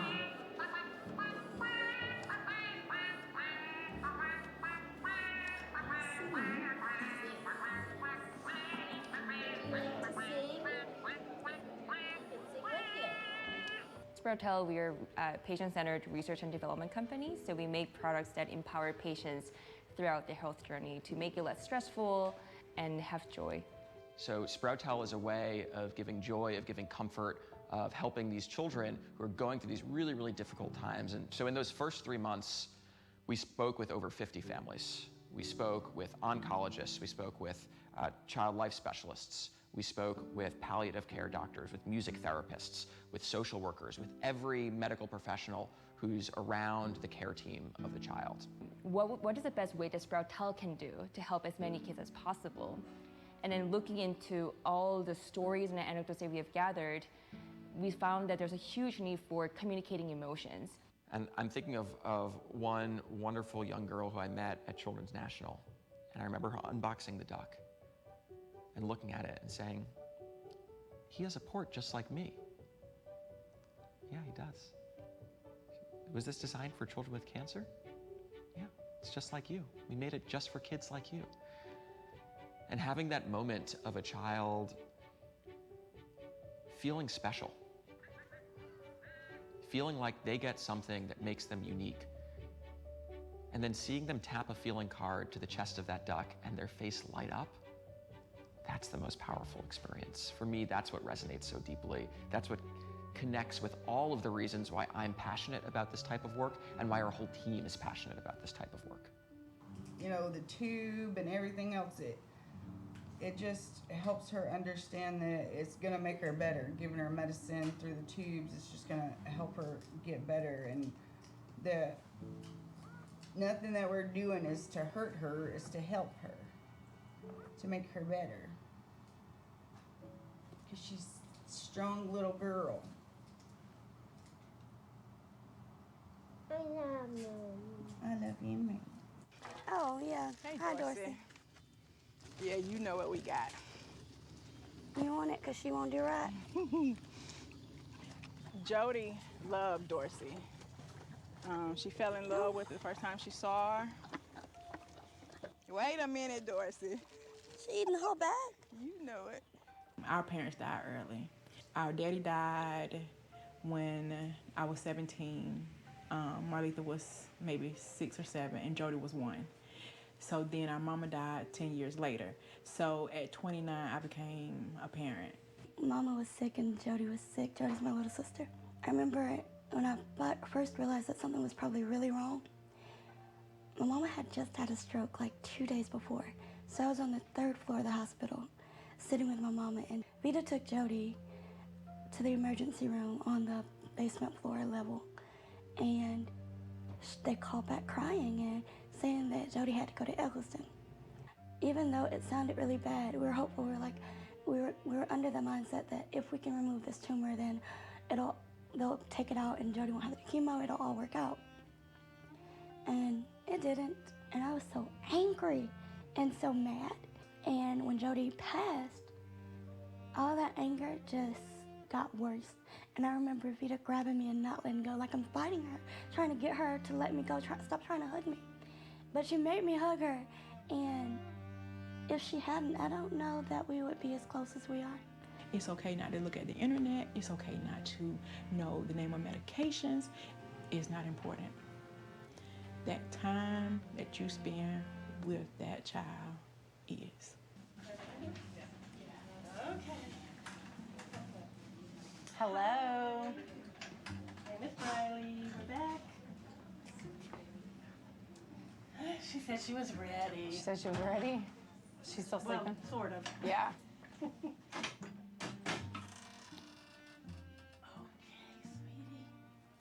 Shortly after she rings the bell, she'll start what's called Survivor Clinic, and that's when they start looking at the effects of chemo. That's another scary part of the journey, because you get to find out what happened because of the medicines, because the medicines are so hard, and you get to find out, you know, not the benefits of it, because you already got the benefits, it killed the cancer, but it's all the negative stuff, like what happened to her brain and what happened to her internal organs, and what she, you know, if she'll ever have to have a baby, you know, get to have a baby, or, you know, all of those things that those hard medicines can do.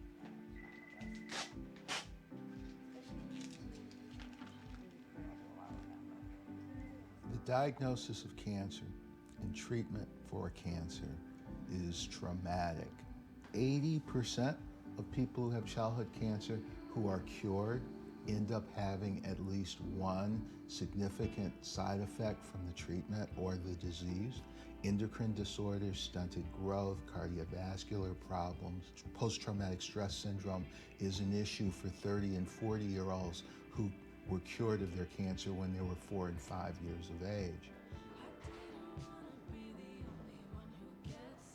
I mean, the biggest hope is that we find a cure and we can fix this in a simple way. That's not going to happen anytime soon. So I think the other hope is, can we learn enough about the various cancers that we treat that we can develop treatment plans that won't be as toxic to the patient. The truth of the matter is, once you're a pediatric cancer family, you're in it.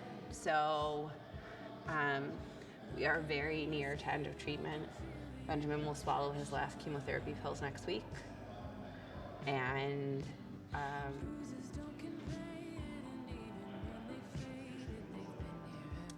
we will try and resume our lives. But it will be different. You know, survival mode is an interesting thing, you know?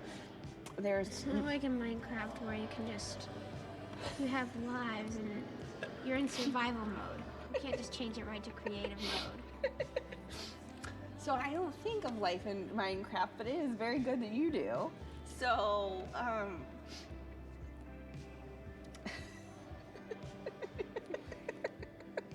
Actually, the month that we received my clean bill of health and deemed cancer-free is the month that we found out that my father had cancer. It's hard to process.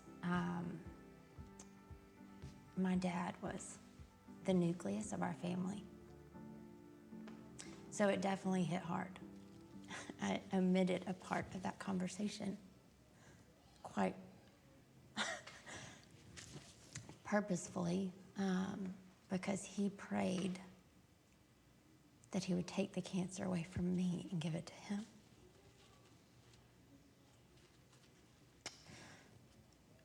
So I'm also very strong in what I share with people is that you have to be careful what you pray for. That's why it's so important to have a strong faith.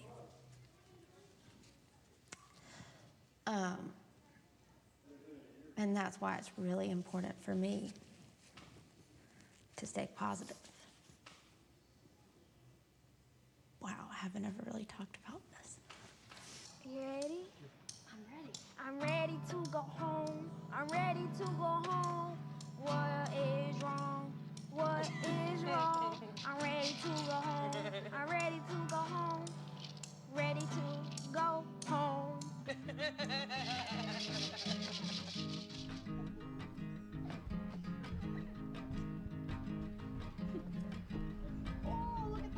Can I tell them the story of what happened? We were going to kindergarten orientation the other day. So we were kind of late, and we had to park far away. And I was kind of pulling Ailey along on the sidewalk, and she tripped and fell and skinned both of her knees. See? And because she has low platelets from the leukemia, there was like blood running down her legs. And we walked into school for the first time. And Ailey thought that was the best thing in the world, to go straight to the nurse's office.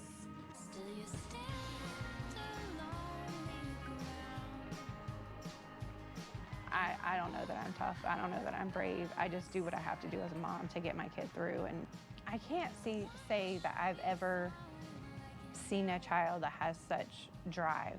Like her drive, I've never quite seen that in a child her age. We're actually seeing her smile more than we see her frown through the whole process. So. I always try to be funny. I always You're try always to funny. just be happy. I'm just gonna say, just stay happy through it all. Because, you know, the sun always shines through the rain. Keep your head up, stay focused, and, you know, things will get better with time. Live your life to the fullest. This is a prime example of you may not have tomorrow, and just hug your kid, love your kid, squeeze them, kiss them all the time. Strong mind, stronger body. That if your head is positive and in the right place, your body can go through anything, even chemo. I want everyone to feel the same way that I do. Happy, I want them to feel, and that they can also change the world. Yes, so we're here at 1234 Broadway. It is Pop Uptown Columbus.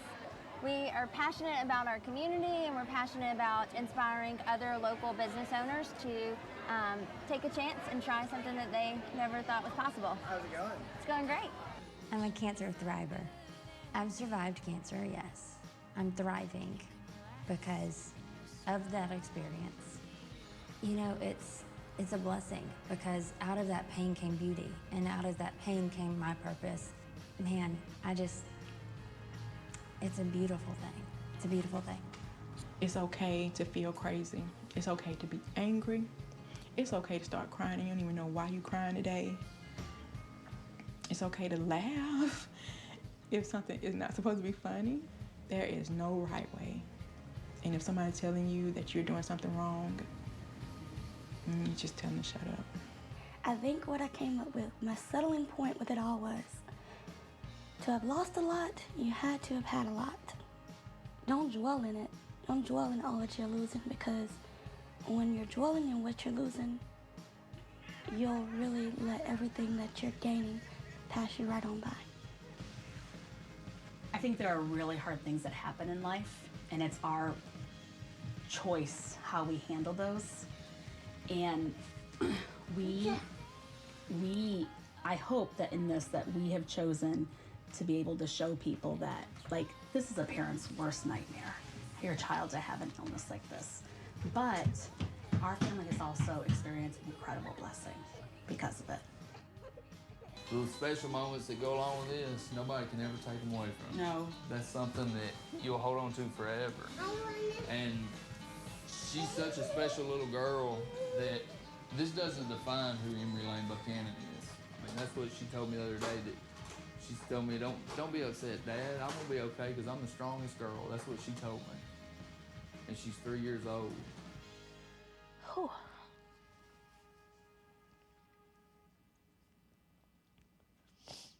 Ethan, you have taught me what it means to be brave. You have taught me what it means to be strong. And you have taught me that in life, if you find the joy, you will never be unhappy, and you will reach all of your wildest dreams. And because of your bravery and your strength, I am stronger. I am happier. And I'm so proud of you. You have done amazing things. You are going to do amazing things. You are going to make a difference in someone else's life. You've made a difference in my life, and I can't wait to follow this journey with you and see just how much of a difference you make.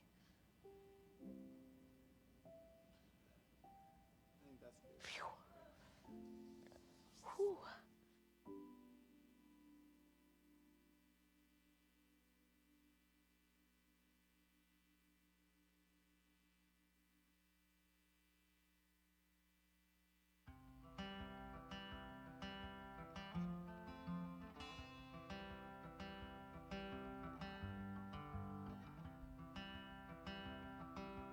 Diving down in the deep dark waters of your lover's soul.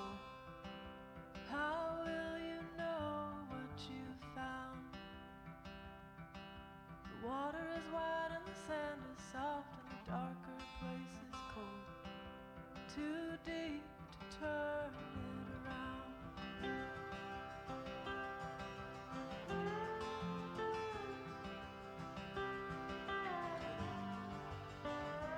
Hello.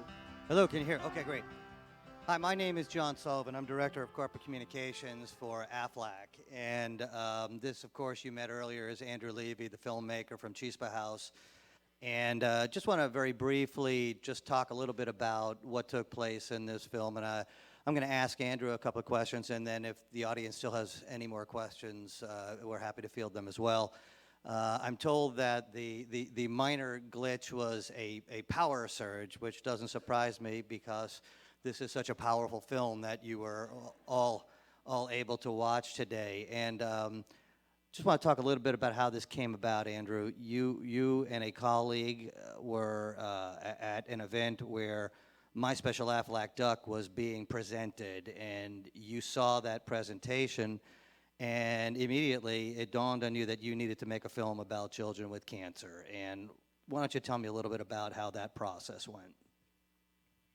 Yeah, so we're a humanity-focused film company. Chispa is the word that means spark in English. It's a Spanish word, and what we look for is just a spark in people that can make a difference in the world. And when we heard about My Special Aflac Duck, it opened our eyes to a world that we knew nothing about. We knew nothing about families going through this process, or how a 3 or 4 year old or 5 year old could possibly handle the pediatric cancer journey. And then we learned about this new technology.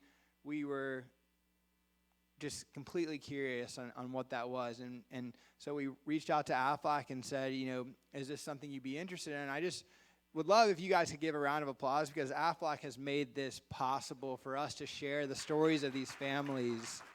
That's our dream as filmmakers, is to try and make a difference through film.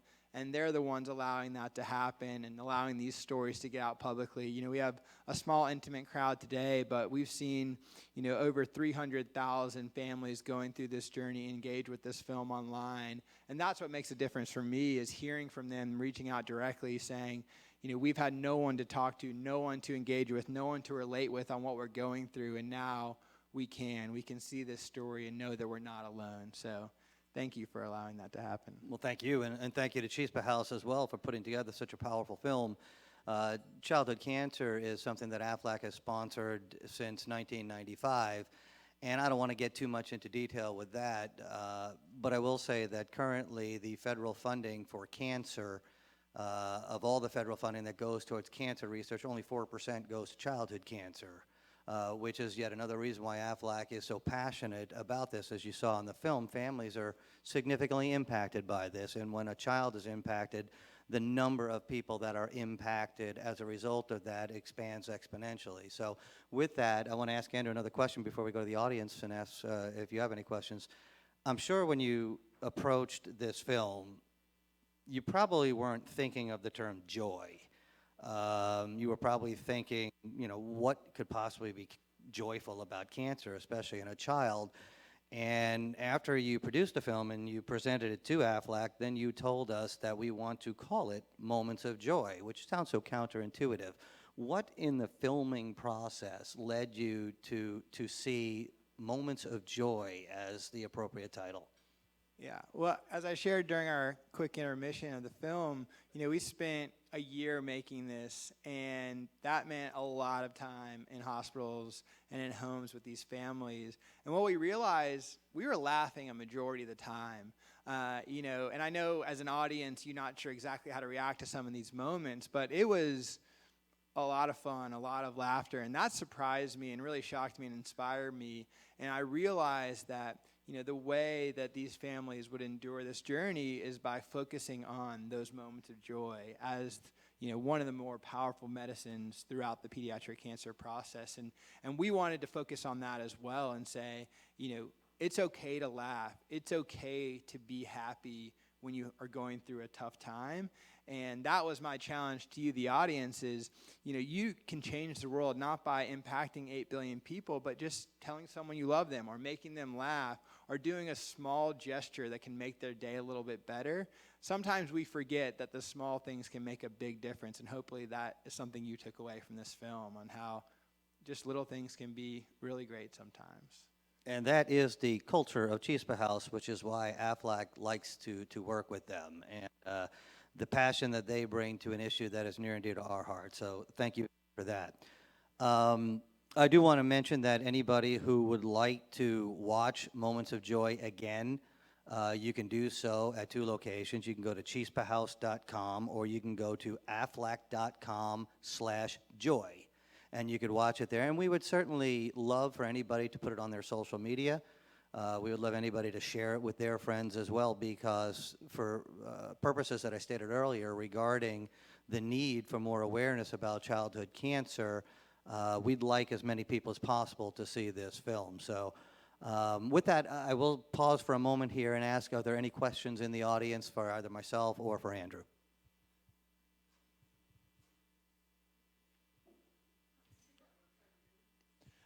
Yeah, there are 2 websites in which you could watch this film. You can go to chispahouse.com, and that's CHISPA house.com, or aflac.com/joy.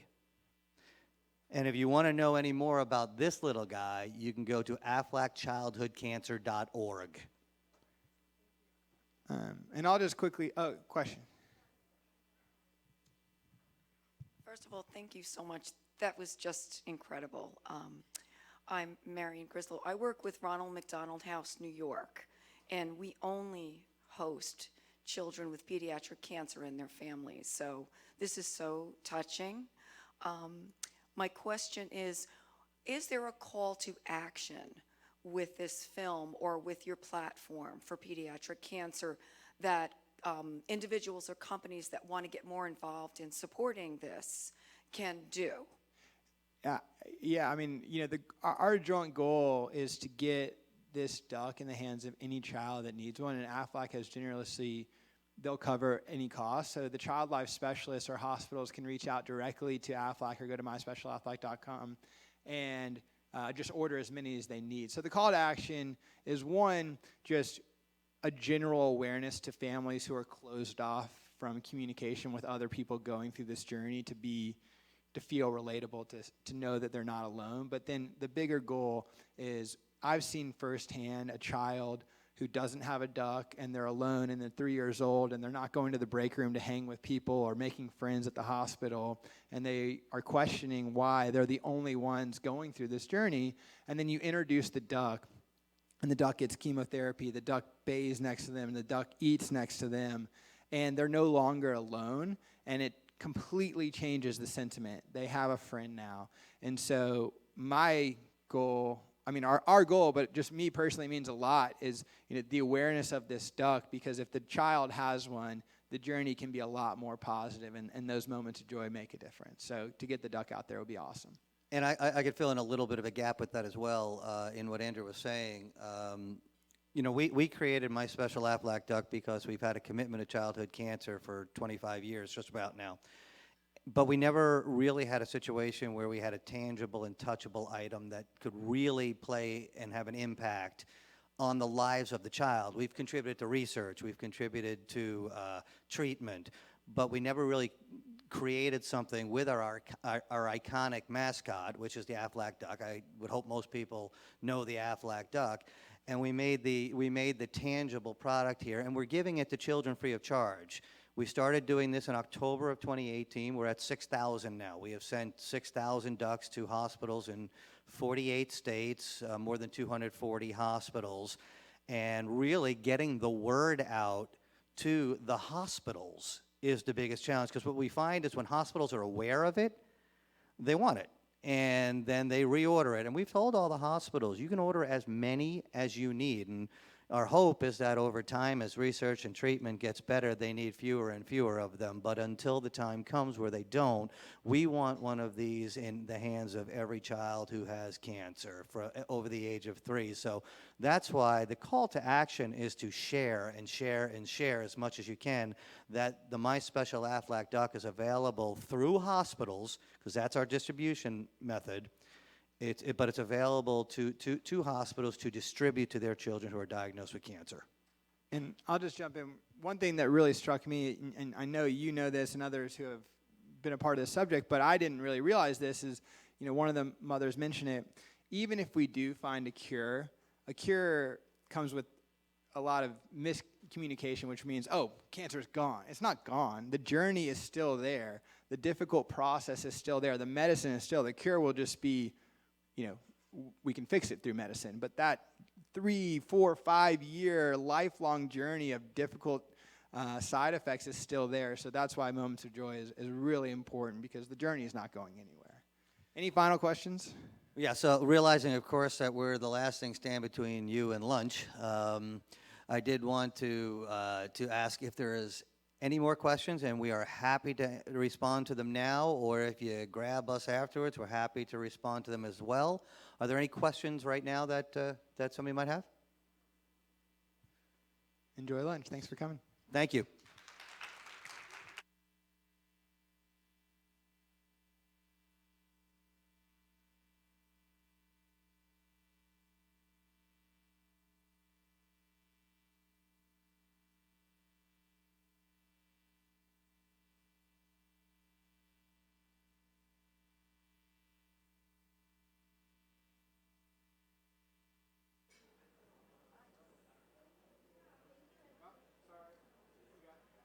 Thank you, everyone, for coming. We're going to clear the space so that we can get this all nice and cleaned up for the next afternoon session. So there's plenty of seating outside in the lobby and downstairs on the second floor as well, that you can eat lunch. Thank you, guys.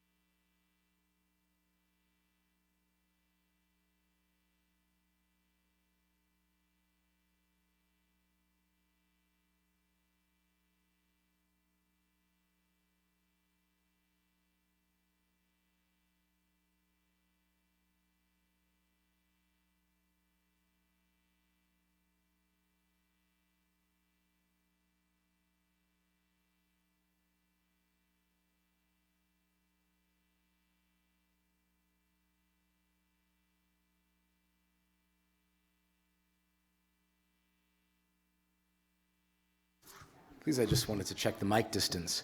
And how's that level? That's a good level, a good distance. How about when I step back?